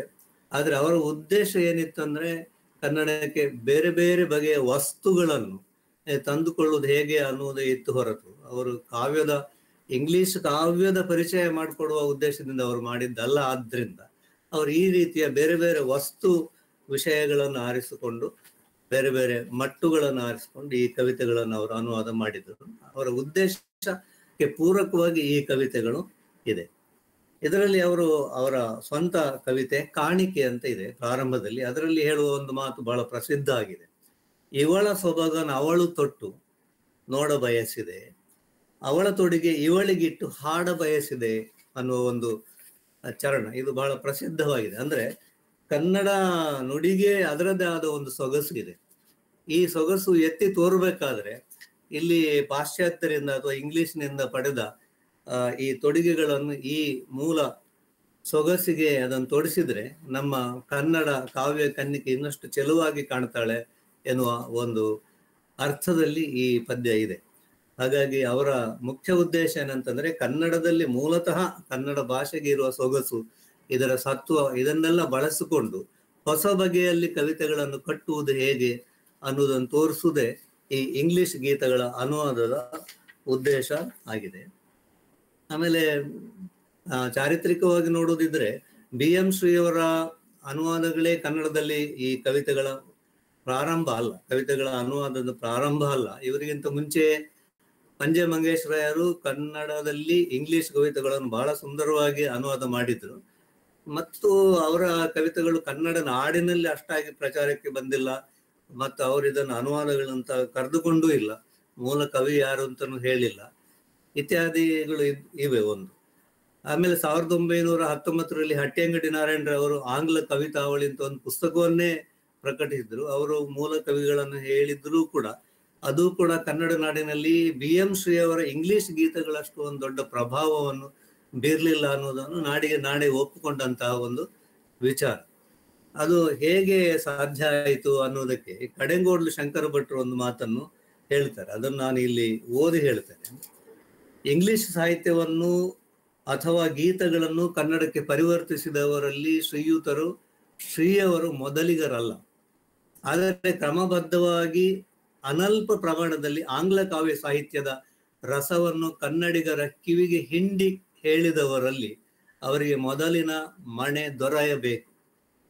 ಇದರಿಂದ ಫಲ ಇಷ್ಟೇ: ಸಣ್ಣ ಕವಿತೆಗಳ ನಿರ್ಮಾಣವು ಬಹಳವಾಗಿ ಬೆಳೆಯಿತು, ಅವುಗಳ ವಸ್ತು ವಿಸ್ತಾರವಾಯಿತು, ಸಣ್ಣ ಕವಿತೆಗಳ ಭಾಷೆ ವಿಷಯಾನುಗುಣವಾಗಿ ಸರಳತೆಯಿಂದ ಕೂಡಿರಬೇಕೆಂಬ ಭಾವನೆ ಬಂತು, ಪ್ರಾಚೀನ ವ್ಯಾಕರಣ ನಿಯಮ ಉಲ್ಲಂಘನವೆಂಬುದು ಬ್ರಹ್ಮಹತ್ಯಾ ಪಾತಕವಲ್ಲ ಎಂದಾಯಿತು. ಅಂದ್ರೆ ಅವರು ಈ ದ್ವಿತೀಯಾಕ್ಷರ ಪ್ರಾಸವನ್ನು ಬಿಟ್ಟಾಗ, ಗೋವಿಂದ ಪೈಗಳು ಬಿಟ್ಟಾಗ ಆದ ಈ ಗದ್ದಲವನ್ನೆಲ್ಲ ಬಹುಶಃ ಮನಸ್ಸಿನಲ್ಲಿ ಇಟ್ಕೊಂಡು ಈ ಮಾತನ್ನು ಅವರು ಹೇಳಿದ್ದಾರೆ. ಯಾಕಂದ್ರೆ ಒಂದು ಗುರುಸ್ಥಾನದಲ್ಲಿದ್ದ BM ಶ್ರೀ ಅವರು ಇಂಥದ್ದನ್ನೆಲ್ಲ ಬಿಟ್ಟು ಬರೆದಾಗ ಈ ವ್ಯಾಕರಣ ನಿಯಮ ಉಲ್ಲಂಘನವೆಂಬುದು ಬ್ರಹ್ಮಹತ್ಯಾ ಪಾತಕವಲ್ಲ ಎಂದಾಯ್ತು ಅಂತ ಒಂದು ಮಾತನ್ನು ಕಡೆಂಗೋಡ್ಲು ಬರೀತಾರೆ. ಆ ಮುಂಚೆ ಇಂಗ್ಲಿಷ್ ಗೀತೆಗಳನ್ನು ಇದ್ದವರು ಭಾಷಾ ಸಮಾಜದಿಂದ ಬಹಿಷ್ಕೃತರಾಗಿದ್ದರು. ಅವರ ಕೃತಿಗಳನ್ನು ಬಹಿರಂಗವಾಗಿ ಓದುವ ಧೈರ್ಯವುಳ್ಳವರನ್ನು ಹುಡುಕಬೇಕಾಗಿತ್ತು ಮತ್ತು ಅದು ಸಂಪ್ರದಾಯವಾಗಿ ಹೋಯಿತು. ವಿದ್ಯಾ ಗುರುಸ್ಥಾನದಿಂದ ಅವರು ಕೊಟ್ಟ ಅಂದ್ರೆ BM ಶ್ರೀ ಅವರು ಕೊಟ್ಟ ಸಂದೇಶವನ್ನು ಸಾಧಿಸುವ ಸ್ಥಿರ ಸಂಕಲ್ಪದಿಂದ ಅನೇಕ ತರುಣರು ಸಾಹಿತ್ಯ ರಂಗವನ್ನು ಪ್ರವೇಶಿಸಿದರು. BM ಶ್ರೀ ಅವರ ಶಿಷ್ಯ ವರ್ಗದಲ್ಲಿ ಮಾಸ್ತಿಯವರು, ಕುವೆಂಪು ಅವರು, VC ಅವರು ಇತ್ಯಾದಿ ಬಹಳ ದೊಡ್ಡ ದೊಡ್ಡ ಕನ್ನಡ ಕವಿಗಳೆಲ್ಲ ಇದ್ದಿದ್ದರಿಂದ ಮಾಸ್ತಿ ಅವರಿಗೆ ಒಂದು ಸಹಜವಾಗಿ ಒಂದು ದೊಡ್ಡ ವಿದ್ಯಾ ಗುರು ಸ್ಥಾನ ಲಭಿಸಿತ್ತು ಮತ್ತು ಅವರ ಶಿಷ್ಯರು ಅದನ್ನು ತಮ್ಮ ತಮ್ಮ ವಿದ್ಯಾ ಕೇಂದ್ರಗಳ ಮೂಲಕ ಅದನ್ನು ಪ್ರಸರಿಸಿದ್ರು ಅನ್ನುವ ಒಂದು ಸೂಚನೆ ಇದರಲ್ಲಿ ನಮಗೆ ಸಿಗ್ತದೆ. ಅದುವರೆಗೆ ವಿವಿಧ ಪ್ರಯತ್ನಗಳನ್ನು ಕೈಕೊಂಡು ಅಲ್ಲಲ್ಲಿ ದಣಿಯುತ್ತಿದ್ದ ಕವಿ ಲೇಖಕ ವರ್ಗವು ಈ ಹೊಸ ಸಂಪ್ರದಾಯವನ್ನು ಸೇರಿದುದರಿಂದ ಈ ಮಾರ್ಗದಲ್ಲಿ ಹೆಜ್ಜೆ ಇಡುವವರ ಗಣ ದೊಡ್ಡದಾಗುತ್ತಾ ಬಂತು. ಇಂಗ್ಲಿಷ್ ಭಾಷೆಯ ಸಾಹಿತ್ಯ ರಸವು ಸೂರೆಯಾಯಿತು. ಶೈಲಿ, ಛಂದಸ್ಸು, ಭಾವನಾ ವ್ಯತಿಕರ ಈ ಎಲ್ಲ ವಿಷಯಗಳಲ್ಲಿಯೂ ಹೊಸದಾದೊಂದು ವ್ಯವಸ್ಥೆ ನೇರ್ಪಟ್ಟು ಒಂದು ಬಗೆಯ ಕ್ರಾಂತಿಯುಂಟಾಯಿತೆಂದರೂ ತಪ್ಪಲ್ಲ. ಇದು ಕಡೆಂಗೋಡ್ಲು ಶಂಕರ ಭಟ್ಟರು BMC ಅವರ ಇಂಗ್ಲಿಷ್ ಗೀತೆಗಳಿಂದ ಕನ್ನಡ ನಾಡಿನಲ್ಲಿ ಆದ ಒಂದು ಹೊಸ ಕ್ರಾಂತಿಯ ಬಗ್ಗೆ ಹೇಳಿದಂತ ಒಂದು ಮಾತು. ಹಾಗಾಗಿ ಈ ಇಂಗ್ಲಿಷ್ ಗೀತೆಗಳಿಗೆ ನಮ್ಮಲ್ಲಿ ಚಾರಿತ್ರಿಕವಾದ ಒಂದು ಮಹತ್ವ ಇದೆ ಮತ್ತು ಮುಂದಿನ ನವೋದಯ ಕಾವ್ಯದ ಮಾರ್ಗದ ಮೇಲೆ ಇದರ ಕೊಡುಗೆ ಬಹಳ ದೊಡ್ಡ ಪ್ರಮಾಣದಲ್ಲಿದೆ. ಅದನ್ನು ಬೇರೆ ನಮ್ಮ ದೊಡ್ಡ ಸಾಹಿತಿಗಳು ಹೇಳಿದ್ದಾರೆ, ಸೂಕ್ಷ್ಮವಾಗಿ ಕೊನೆಯಲ್ಲಿ ಹೇಳ್ತೇನೆ. ಈಗ ಭಾಷಾಂತರದಿಂದ ಈ ಭಾಷಾ ಬೆಳವಣಿಗೆ ಆಗಬೇಕು ಎನ್ನುವ ಚಿಂತನೆ BMC ಅವರದ್ದು. ಇದಕ್ಕೆ ಒಂದು 3-4 ಒಂದು ಉದಾಹರಣೆಗಳನ್ನು ಓದಿ ನಾನು ಆಮೇಲೆ ಕವಿತೆಗೆ ಹೋಗ್ತೇನೆ. 1911ರಲ್ಲಿ ಅವರು ಧಾರವಾಡದಲ್ಲಿ ಮಾಡಿದ ಕನ್ನಡದ ಮಾತು ತಲೆ ಎತ್ತುವ ಬಗೆ, ಇದರಲ್ಲಿ ಅವರು ಹೇಳಿದ ಒಂದು 3-4 ಮಾತುಗಳನ್ನು ಇಲ್ಲಿ ಓದಿ ಹೇಳಲೇಬೇಕು. ಅವ್ರೇನ್ ಹೇಳ್ತಾರೆ ಅಂದ್ರೆ, ಇಂಗ್ಲಿಷ್ ಸಾಹಿತ್ಯವೇ ಜೀರ್ಣವಾದ ನಮ್ಮ ಕಾವ್ಯಮಾಲೆಯನ್ನು ಕೈಕೊಟ್ಟು ಎತ್ತಬೇಕು. ಇಂಗ್ಲಿಷ್ ಸಾಹಿತ್ಯವೇ ಸಂಸ್ಕೃತ ಸಾಹಿತ್ಯದಿಂದ ನಮ್ಮ ಕಾವ್ಯಮಾಲೆಗೆ ಇಳಿದಿರುವ ದೋಷಗಳನ್ನು ಪರಿಹಾರ ಮಾಡಬೇಕು. ಹಾಗೆ ಪರಿಹಾರವಾಗತಕ್ಕ ದೋಷಗಳು ಯಾವುದು ವಿಚಾರಿಸೋಣ. ಇವನ್ನು ಮುಖ್ಯವಾಗಿ ಕಾವ್ಯಗಳ ವಸ್ತು, ರೀತಿ, ಭಾವ, ವರ್ಣನೆ, ಶೈಲಿ, ರೂಪ ಎಂದು 6 ಬಗೆಯಾಗಿ ತೆಗೆದುಕೊಳ್ಳಬಹುದು ಎಂಬ ಒಂದು ಮಾತನ್ನು ಅವರು ಹೇಳ್ತಾರೆ. ಆಮೇಲೆ ಕನ್ನಡದಲ್ಲಿ ಅದುವರೆಗೆ ರೂಢಿ ಆಗಿದ್ದ ಒಂದು ಕಾವ್ಯ ಸಂಪ್ರದಾಯದ ಬಗ್ಗೆ ಸ್ವಲ್ಪ ಒಂದು ಟೀಕೆಯ ರೂಪದಲ್ಲಿ ಕೆಲವು ಮಾತುಗಳನ್ನು ಹೇಳ್ತಾರೆ. ಅಂದ್ರೆ ಈಗ ಮಹಾಕಾವ್ಯದಲ್ಲಿ ಇರುವ ಲಕ್ಷಣಗಳ ಪ್ರಕಾರವಾಗಿ ಬರೀಲಿಕ್ಕೆ ಹೋಗಿ ಅದು ಎಲ್ಲವೂ ಕೂಡ ನಾವು ದೊಡ್ಡ ದೊಡ್ಡ ಸಿದ್ಧರು ಸಾಧಕರನ್ನೆಲ್ಲ ಕೂಡ ವೇಷವಾಟಿಕೆಗಳಲ್ಲಿ ಅಲೆಸುವುದು, ಈ ರೀತಿ ಬರೆಯುತ್ತಿದ್ದದನ್ನು ಅವರು ಸ್ವಲ್ಪ ಟೀಕೆ ಮಾಡಿ ಅವರು ಹೇಳ್ತಾರೆ. ಇಂಥ ಕಾವ್ಯಗಳನ್ನು ಓದೋದಕ್ಕಿಂತ ನೀವು ಒಂದು ಸಾಹಿತ್ಯ ದರ್ಪಣವನ್ನು ಓದಿದರೆ ಸಾಲದೆ ಅನ್ನುವ ಒಂದು ಮಾತನ್ನು ಕೂಡ ಅವರು ಹೇಳ್ತಾರೆ. ನಾನು ಅದನ್ನೆಲ್ಲ ಸ್ವಲ್ಪ ಬಿಟ್ಟು ಮುಂದೆ ಹೋಗಿ ಆಮೇಲೆ ಬಹಳ ಮುಖ್ಯವಾಗಿ ಅವರು ಭಾಷೆಯ ವಿಚಾರದಲ್ಲಿ ಅವರು ಹೇಳುವ 2 ಮಾತುಗಳನ್ನು ನಾವು ನೋಡ್ಬೇಕು. ಶೈಲಿಯ ಪ್ರಸ್ತಾಪ ಹಿಂದೆಯೇ ಬಂದಿತ್ತು. ಎಲ್ಲೋ ಸಂಸ್ಕೃತದಲ್ಲಿ ಬರೆಯುವುದಕ್ಕೆ ಹೊರಟು ಮರೆತು ಕನ್ನಡದ ಪ್ರತ್ಯಯಗಳನ್ನು ಹತ್ತಿಸಿದ ಹಾಗೆ ಕಾಣುತ್ತದೆ. ಪುಟ್ಟವಾಗಿಯೂ ಇಂಪಾಗಿಯೂ ತಿರುಳುಳ್ಳವಾಗಿಯೂ ಇರುವ ಕನ್ನಡ ಮಾತುಗಳನ್ನು ಮೂಲೆಗೆ ತಳ್ಳಿ 2-3 ಪಾದ ಉದ್ದವಾದ ಸಂಸ್ಕೃತ ಸಮಾಸಗಳ ಆಡಂಬರದಿಂದ ಅನ್ಯಾಯವಾಗಿ ಭಾಷೆಯನ್ನು ಹಿಂದು ಮಾಡಿದರಲ್ಲ. ಸಂಸ್ಕೃತದ ಆರ್ಭಟವಿಲ್ಲದೆ ಕನ್ನಡದಲ್ಲಿ ಗ್ರಂಥವನ್ನೇ ಬರೆಯುವುದಕ್ಕೆ ಆಗುವುದಿಲ್ಲ ಎಂದು ಬಾಯಿ ಬಡಿಯುವರಲ್ಲ. ಈ ರೀತಿ ಹೇಳ್ತಾ ಮುಂದೆ ಏನು ಹೇಳ್ತಾರೆ ಅಂದ್ರೆ, ಭಾಷೆಯ ವಿಚಾರದಲ್ಲಿ ಹೊಸಗನ್ನಡವನ್ನೇ ಬರೆಯಬೇಕೆಂದು ಸ್ಪಷ್ಟವಾಗಿ ಅವರು ಹೇಳ್ತಾರೆ. ಹಳೆಗನ್ನಡದಲ್ಲಿ ನನಗೂ ಅಕ್ಕರೆ ಉಂಟು. ತಿಳಿಯಾದ, ಬಿಗಿಯಾದ, ತಿರುಳಾದ, ಇಂಪಾದ ಆ ನುಡಿಯನ್ನು ಕೈ ಬಿಡುವುದೆಂದರೆ ನನಗೂ ವ್ಯಸನವೇ. ಮುಂದೆ ಜನರಲ್ಲಿ ಅದರ ತಿಳುವಳಿಕೆ ಹೆಚ್ಚಿದ ಮೇಲೋ, ಇಲ್ಲ ಕೇವಲ ವಿದ್ಯಾವಂತರೇ ತಿಳಿಯಬೇಕಾದ ತತ್ವಗಳಿಗಾಗಿಯೋ, ಇಲ್ಲ ಪರಮೋತ್ಕೃಷ್ಟವಾದ ಕಾವ್ಯ, ನಾಟಕ, ಗೀತೆಗಳಿಗಾಗಿಯೋ ಅದನ್ನು ಉಪಯೋಗಿಸಬಹುದು.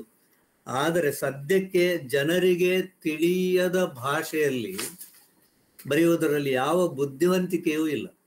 ಹೊಸಗನ್ನಡವನ್ನೇ ಎಲ್ಲರೂ ಹಿಡಿಯಬೇಕು. ಅದಕ್ಕೆ ಹಳೆಗನ್ನಡದ ಬೆರಕೆ ಆಗಲಿ, ಜನರ ಬಾಯಲ್ಲಿ ಬಳಕೆಗೆ ಬಂದಿರುವಷ್ಟು ಮಟ್ಟಿಗಲ್ಲದೆ ಹೆಚ್ಚಿನ ಪುಸ್ತಕದ ಸಂಸ್ಕೃತವಾಗಲಿ ತದ್ಭವವಾಗಲಿ ಸೇರಕೂಡದು. ಇದೆಲ್ಲ ಅವರು ಹೇಳ್ತಾರೆ. ಆಮೇಲೆ ವಸ್ತುವಿನ ಬಗ್ಗೆಯೂ ಇದರಲ್ಲಿ ಹೇಳ್ತಾರೆ. ನಾನು ಎಲ್ಲವನ್ನು ಓದ್ಲಿಕ್ಕೆ ಹೋಗ್ತಾ ಇಲ್ಲ.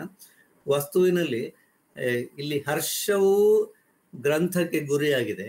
ಅಂದ್ರೆ ಬರೇ ಈ ವೈರಾಗ್ಯ, ಆಮೇಲೆ ವೈರಾಗ್ಯದಲ್ಲಿ ವೈರಾಗ್ಯ ಬಂದರೆ ಶೃಂಗಾರ, ಇದು ಅವ್ರದ್ದೇ ಮಾತು. ನಮ್ಮ ಕನ್ನಡ ಸಾಹಿತ್ಯದಲ್ಲಿ ಇರುವುದು ಹಾಗೆ ಅಂತ ಅವರು ಹೇಳ್ತಾರೆ. ಅದು ಮಾತ್ರ ಅಲ್ಲ, ಹರ್ಷವೂ ಕೂಡ ಗ್ರಂಥಕ್ಕೆ ಒಂದು ಗುರಿಯಾಗಿರ್ಬೇಕು. ವಿನೋದವಾಗಿ ಹೊತ್ತು ಕಳೆಯುವುದಕ್ಕೆ ಕಟ್ಟು ಕಥೆಗಳನ್ನು, ಕಾದಂಬರಿಗಳನ್ನು, ಸರಸವಾದ ಪ್ರಸಂಗಗಳನ್ನು ಬರೆಯಬೇಕು. ಇವಕ್ಕೆಲ್ಲ ಇಂಗ್ಲಿಷ್ನಲ್ಲಿ ತುಂಬಾ ಸಹಾಯ ದೊರಕುತ್ತದೆ. ಆ ರೀತಿ ಹೇಗೆ ಆದಿಯಿಂದಲೂ ಸಂಸ್ಕೃತದ ಪೋಷಣೆಯಲ್ಲಿ ಕಾವ್ಯಮಾಲೆಯನ್ನು ಬೆಳೆಸಿದೆವೋ ಹಾಗೆ ಈ ದೈವ ಯತ್ನದಿಂದ ಲಭಿಸಿರುವ ಇಂಗ್ಲಿಶಿನ ಶಿಕ್ಷೆಯಲ್ಲೂ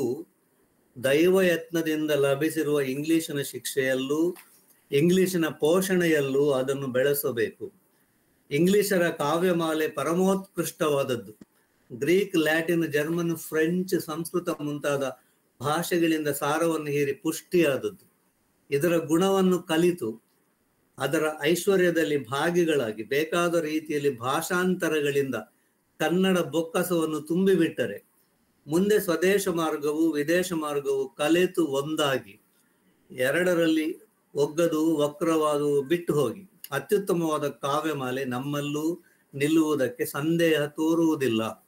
ಇದು ಅವರ ಕನ್ನಡ ಮಾತು ತಲೆ ಎತ್ತುವ ಬಗೆ 1911ರಲ್ಲಿ ಅವರು ಹೇಳಿದಂತ ವಿಚಾರಗಳು. ಇದೇ ವಿಚಾರಗಳನ್ನು ಅವರು ಇಂಗ್ಲಿಷ್ ಗೀತಗಳಲ್ಲಿ ಅವರು ಮಾಡಿ ತೋರಿಸಿದ್ರು ಅಂತ ನಾವು ಈ ಇಷ್ಟು ಪ್ರಸ್ತಾವನೆಯ ಮಾತುಗಳೊಂದಿಗೆ ನಾವು ಈಗ ಕಾರಿ ಹೆಗ್ಗಡೆಯ ಮಗಳು ಕವಿತೆಯ ಕುರಿತು ನಾವು ಕೆಲವು ಮಾತುಗಳನ್ನು ನೋಡೋಣ. ಈ ಕವಿತೆ ಸ್ಕಾಟಿಷ್ ಕವಿ ಕ್ಯಾಂಪ್ಬೆಲ್ ಎನ್ನುವನು.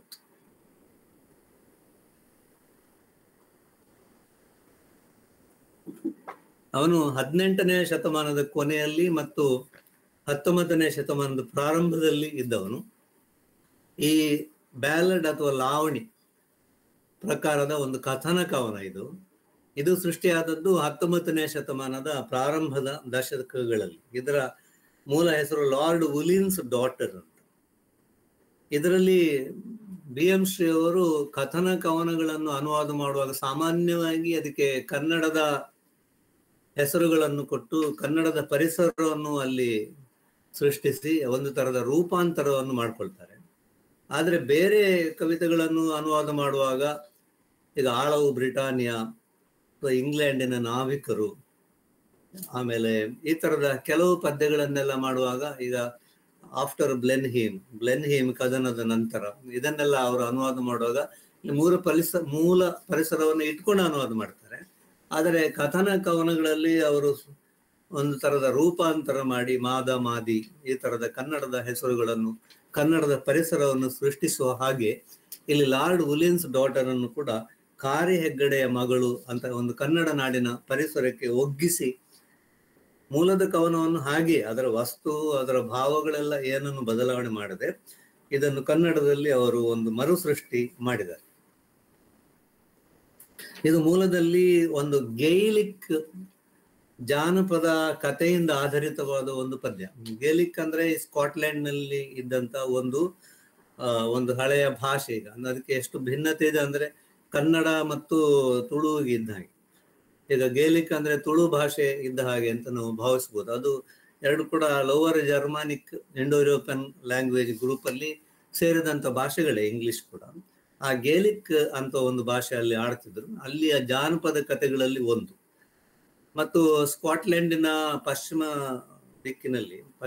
ದಿಕ್ಕಿನಲ್ಲಿ ಹೇಬ್ರಿಡಿಸ್ ಅಂತ ಒಂದು ಪ್ರದೇಶ ಇದೆ. ಅದು ತುಂಬಾ ನೂರಾರು ದ್ವೀಪಗಳು, ಆಮೇಲೆ ಏರು ತಗ್ಗಿರುವ ಕಣಿವೆಗಳು, ಆಮೇಲೆ ಸಮುದ್ರದ ಕೊಲ್ಲಿಗಳು, ಇವುಗಳೆಲ್ಲ ಇರುವಂತಹ ಒಂದು ಪ್ರದೇಶ. ಅಲ್ಲಿ ಈ ಕವನದಲ್ಲಿ ಸೂಚಿತವಾದ ಎಲ್ಲಾ ಪ್ರದೇಶಗಳು ಕೂಡ ಅಲ್ಲಿ ಇದೆ.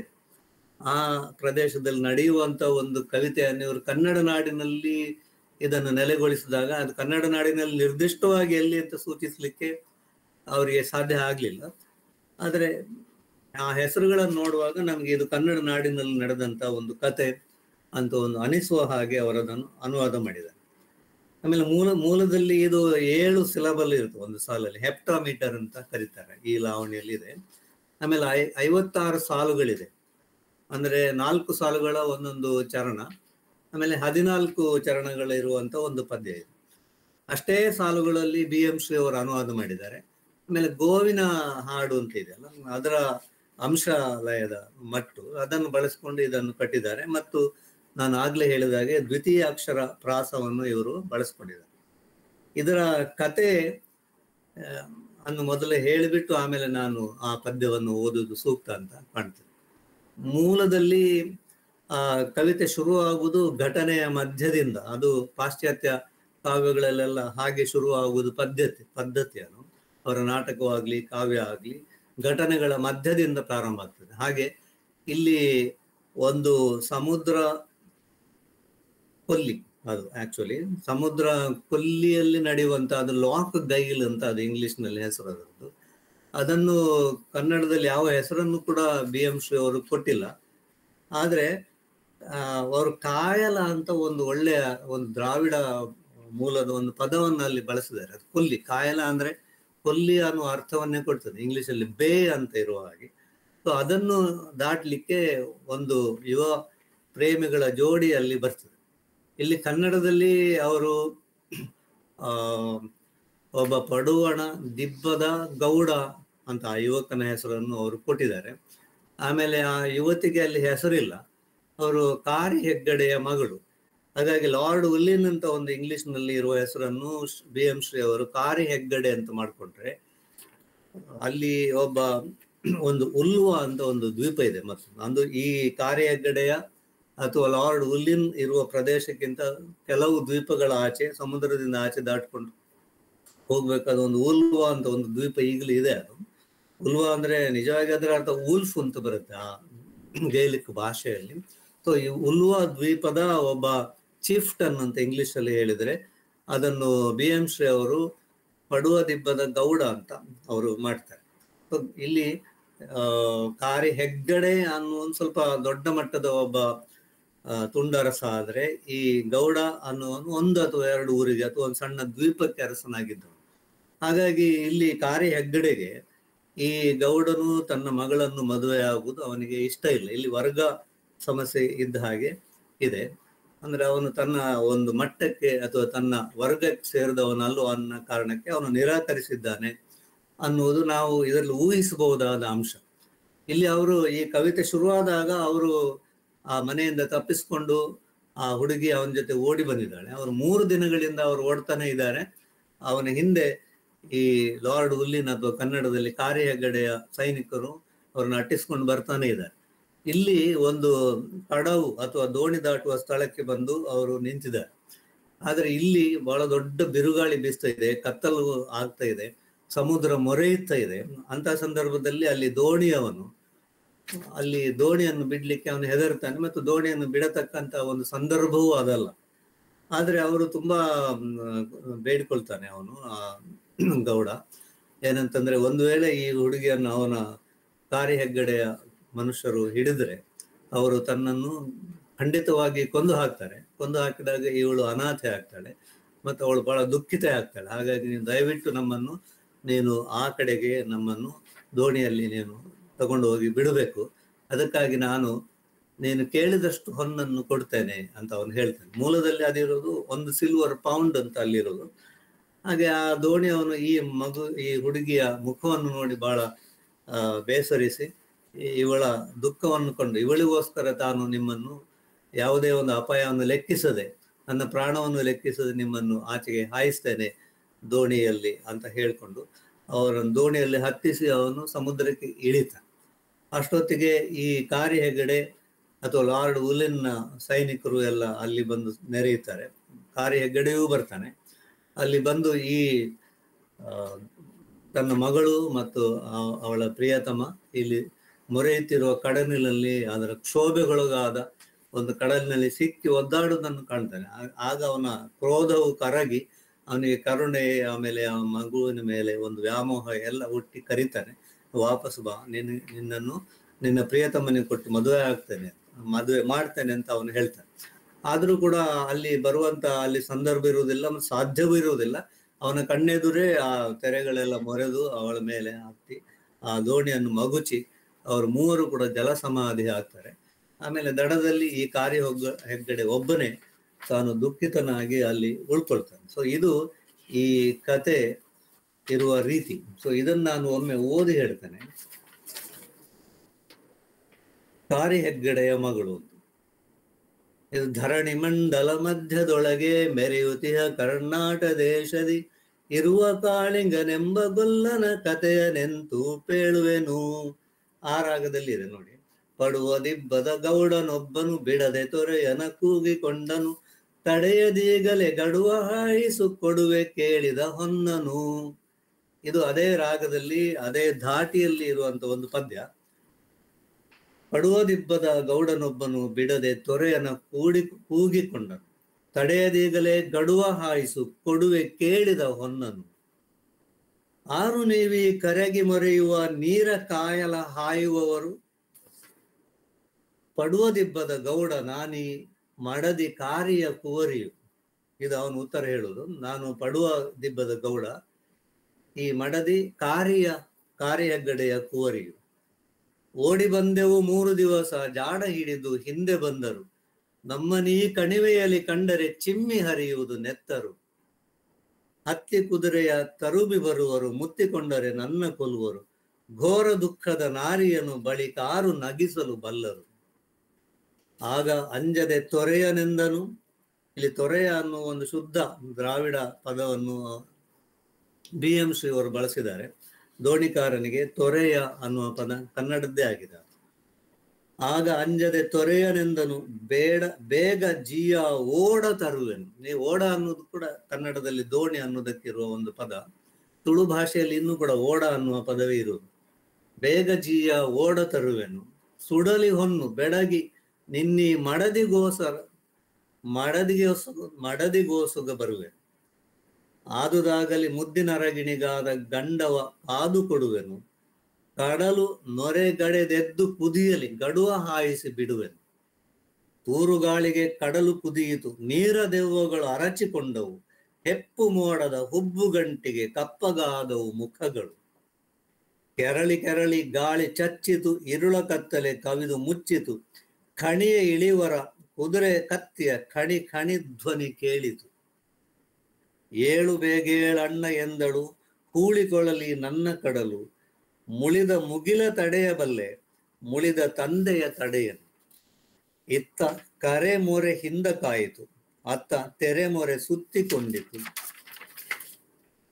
ಆಳ ಕೈಯಲ್ಲಿ ತಾಳಬಹುದೇ ಏಳು ಬೀಳಿನ ಕಡಲದು, ಅಲೆಗಳಬ್ಬರದಲ್ಲಿ ಮೀಟಿ ಮುಳುಗುತಿಹರು ಏಳುತಿಹರು, ಕರೆಗೆ ಬಂದ ಕಾರಿ ಹೆಗ್ಗಡೆ ಕರಗಿ ಮುಳಿಸು ಅತ್ತನು.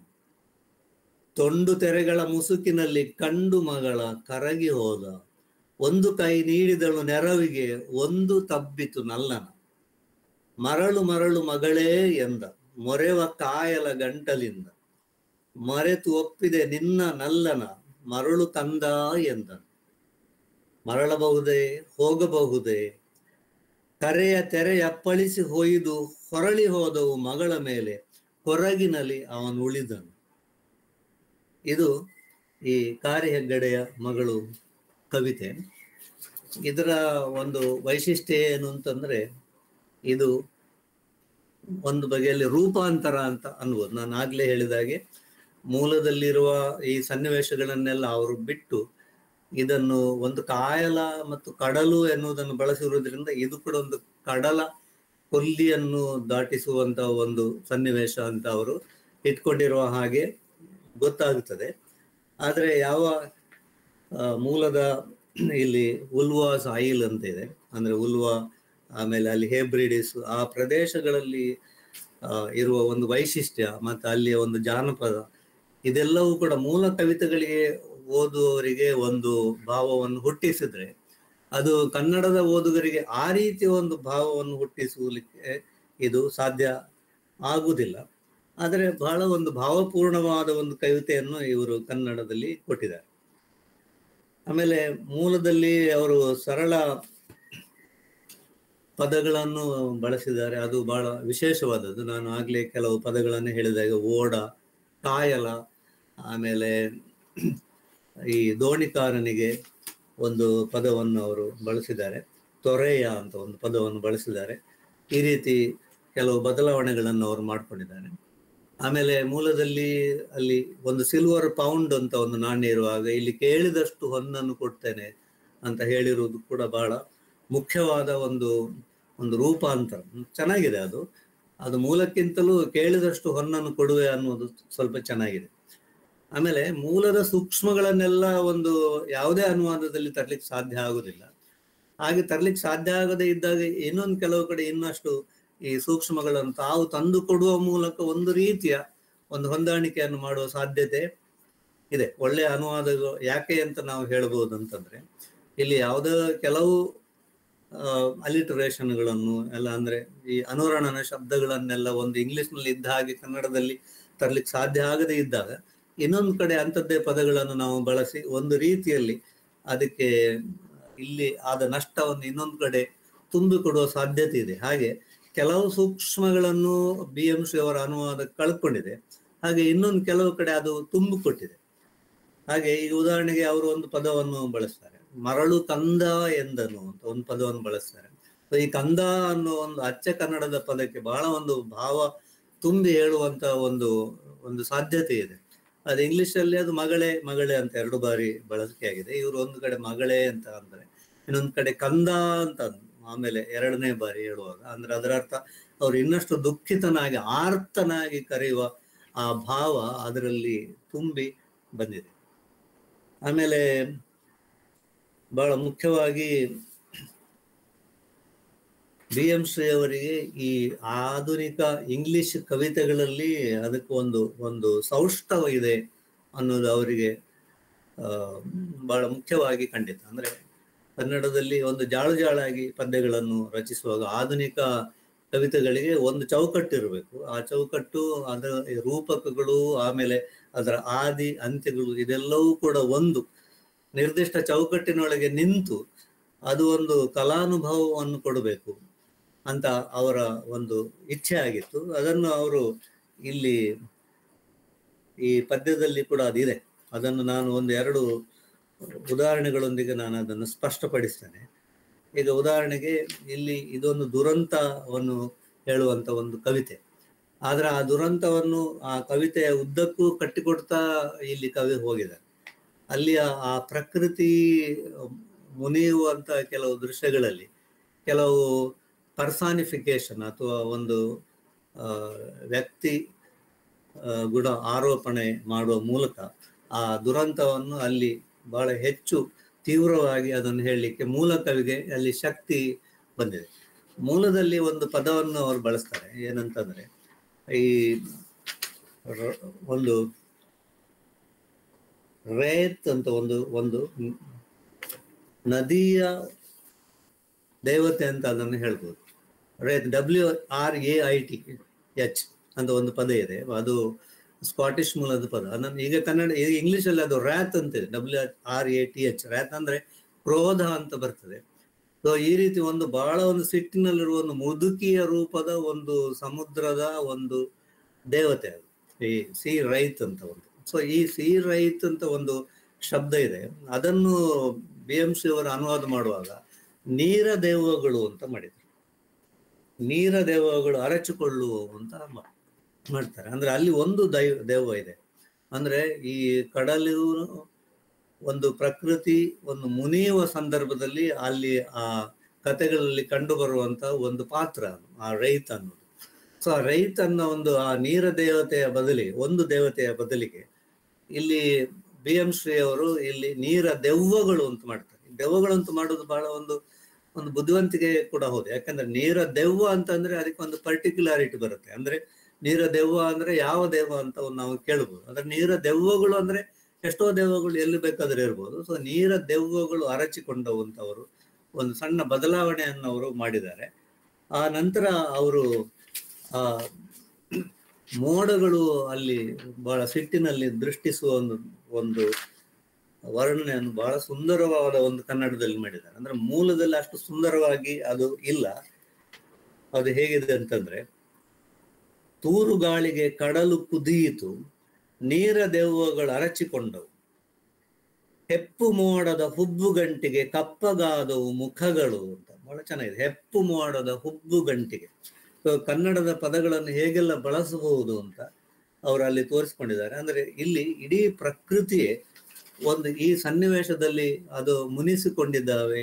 ಪ್ರಕೃತಿ ಎಲ್ಲಾ ಒಂದು ಶಕ್ತಿಗಳು, ಈಗ ಕಡಲು ಇರಲಿ ಅಥವಾ ಬಾನು ಇರಲಿ, ಇದೆಲ್ಲವೂ ಕೂಡ ಮುಳಿಸಿಕೊಂಡಿದ್ದಾವೆ ಅನ್ನೋದನ್ನು ಇಲ್ಲಿ ಈ ಪರ್ಸಾನಿಫಿಕೇಶನ್ ಮೂಲಕ ಮೂಲದಲ್ಲಿ ಕವಿ ತೋರಿಸ್ಕೊಂಡಿದ್ದಾರೆ. ಮತ್ತೆ ಅಷ್ಟೇ ಸಶಕ್ತವಾಗಿ ಇಲ್ಲಿ ಕವಿ ಅದನ್ನು ಬಳಸ್ಕೊಂಡಿದ್ದಾರೆ. ಮುಂದೆ ಹೋಗ್ತಾ ಇಲ್ಲಿ ಇನ್ನೊಂದು ಪದ ಬರ್ತದೆ, ಅದೇನಂದ್ರೆ ಇಲ್ಲಿ ಪ್ರಕೃತಿ ಮುನಿದಾಗ ಅದರಲ್ಲಿ ಅದನ್ನು ಮನುಷ್ಯ ಅದನ್ನು ಎದುರಿಸಬಹುದಾ ಅಂತ ಒಂದು ಪ್ರಶ್ನೆಯನ್ನು ಅಲ್ಲಿ ಕೇಳ್ತಾರೆ. ಅದು ಮೂಲದಲ್ಲಿಯೂ ಅದು ಚೆನ್ನಾಗಿದೆ, ಇಲ್ಲಿಯೂ ಕೂಡ ಅದನ್ನು ಹೇಗೆ ಬಳಸ್ಕೊಂಡಿದ್ದಾರೆ ಅಂತಂದ್ರೆ,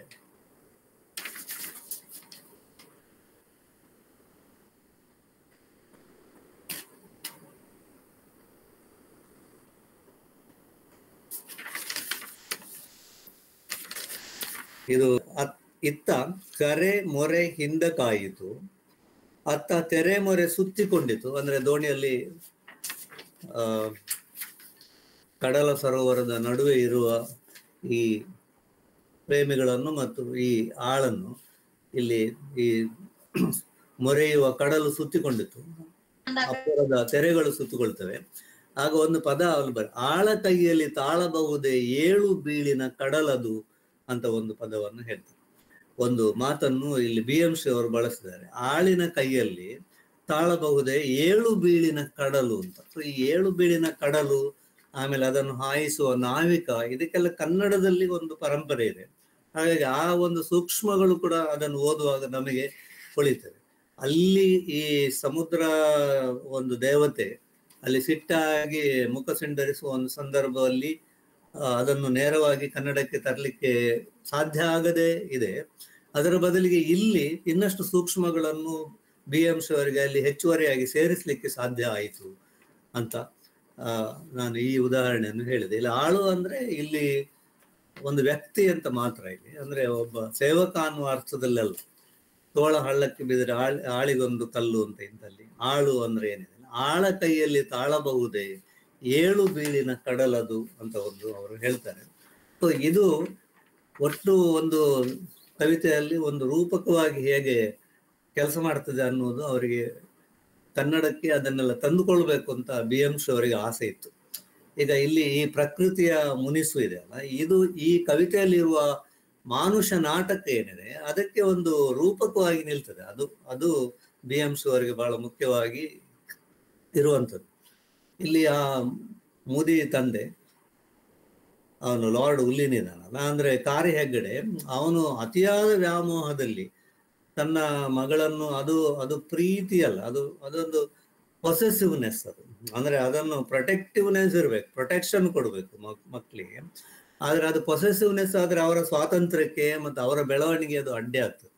ಸೊ ಅದು ಪ್ರಕೃತಿಯೂ ಕೂಡ ಹಾಗೆ. ಇಲ್ಲಿ ಪ್ರಕೃತಿ ಮುಳಿಯುವುದು ಕೂಡ, ಇಲ್ಲಿ ಅವಳ ತಂದೆ ಅದನ್ನು ಅತಿಯಾದ ವ್ಯಾಮೋಹದಲ್ಲಿ ಈ ಮಗಳ ಬಾಳಿನ ನೌಕೆಯನ್ನು ಮುಳುಗಿಸುವುದಕ್ಕೆ ಒಂದು ರೂಪಕವಾಗಿ ಆ ಕವಿತೆ ಎಲ್ಲವನ್ನು ಕೂಡ ಪ್ರಕೃತಿಯ ಮುನಿಸನ್ನು ಕಟ್ಟಿಕೊಂಡು ಬಂದಿರುವುದನ್ನು ನಾವು ಗಮನಿಸಬೇಕು. ಹಾಗೆ ಒಂದು ಸೌಷ್ಠವ ಇರುವಂತ ಒಂದು ಪದ್ಯ ಇದೆ, ಅದು BMC ಅವರಿಗೆ ಇಷ್ಟ ಆಗಿ ಅದನ್ನು ಅವರು ಅನುವಾದಿಸಿದ್ದಾರೆ ಅನ್ನುವುದು ಇಲ್ಲಿ ಸ್ಪಷ್ಟವಾಗಿ ನಮಗೆ ಗೊತ್ತಾಗ್ತದೆ.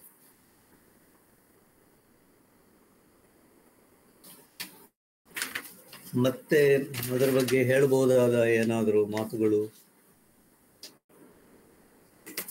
ಇದ್ರೆ ಆಮೇಲೆ ಚರ್ಚೆಯಲ್ಲಿ ನಾವು ನೋಡುವ. ಅಂದ್ರೆ ಮುಖ್ಯವಾಗಿ BMC ಅವರು, ನಾನು ಇನ್ನೊಂದು ಅವರ ಭಾಷಣದಿಂದ ಕೆಲವು ಮಾತುಗಳನ್ನು ನಾನು ಹೇಳ್ತೇನೆ. 1928ರಲ್ಲಿ ಅವರು ಕನ್ನಡ ಸಾಹಿತ್ಯ ಸಮ್ಮೇಳನದ ಅಧ್ಯಕ್ಷರಾಗಿ BMC ಅವರು ಒಂದು ಮಾತನ್ನು ಅವರು ಹೇಳ್ತಾರೆ.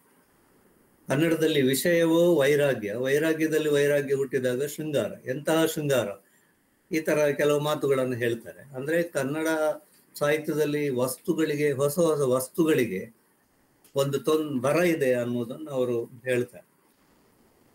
ಇಂಗ್ಲಿಷಲ್ಲಿ ನೋಡಿ, ಸಂಸ್ಕೃತ ಮತ್ತು ಇಂಗ್ಲಿಷ್ ಭಾಷೆಗಳಲ್ಲಿರುವ ಮಹಾ ಕವಿಗಳ ಪ್ರತಿಭೆಯು, ಕಲ್ಪನಾ ಶಕ್ತಿಯು, ಉದಾತ್ತ ಭಾವಗಳು, ಅಂದ್ರೆ ಯಾವುದೆಲ್ಲ ಭಾವಗಳು ಕನ್ನಡಕ್ಕೆ ಬರಬೇಕು ಅನುವಾದದ ಮೂಲಕ ಅಂತ ಅವ್ರು ಹೇಳ್ತಿರೋದು. ಮತ್ತೊಮ್ಮೆ ಓದ್ತೇನೆ.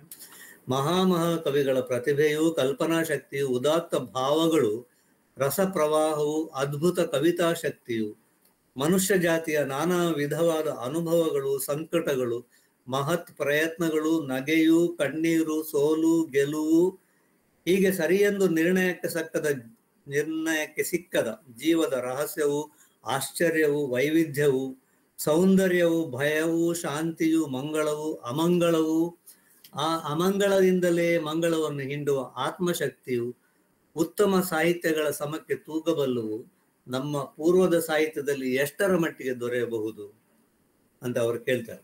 ಆಮೇಲೆ ಅದೇ ಅವರ ಭಾಷಣದ ಕೊನೆಗೆ ಅವ್ರು ಏನು ಹೇಳ್ತಾರೆ ಅಂದ್ರೆ, ನಮ್ಮ ಹಳೆಯ ಅಲಂಕಾರಗಳಿಂದ ನಮ್ಮ ಕರ್ನಾಟಕ ಸರಸ್ವತಿ ದೇವಿಯು ಉಸಿರುಗಟ್ಟಿದ ಸ್ಥಿತಿಯಲ್ಲಿ ಅವಳು ಎಚ್ಚರವಾಗಿದ್ದಾಳೋ ಇಲ್ಲವೋ ಅನ್ನೋದು ತಿಳಿಯದ ಸಂದರ್ಭದಲ್ಲಿ ನಾವು ವಿಶ್ವವಾಣಿ ದಿವ್ಯವಾಣಿಯ ಸಂಜೀವನ ಮಣಿಯ ಸ್ಪರ್ಶದಿಂದ ಶಾಪಗ್ರಸ್ತಳಾದ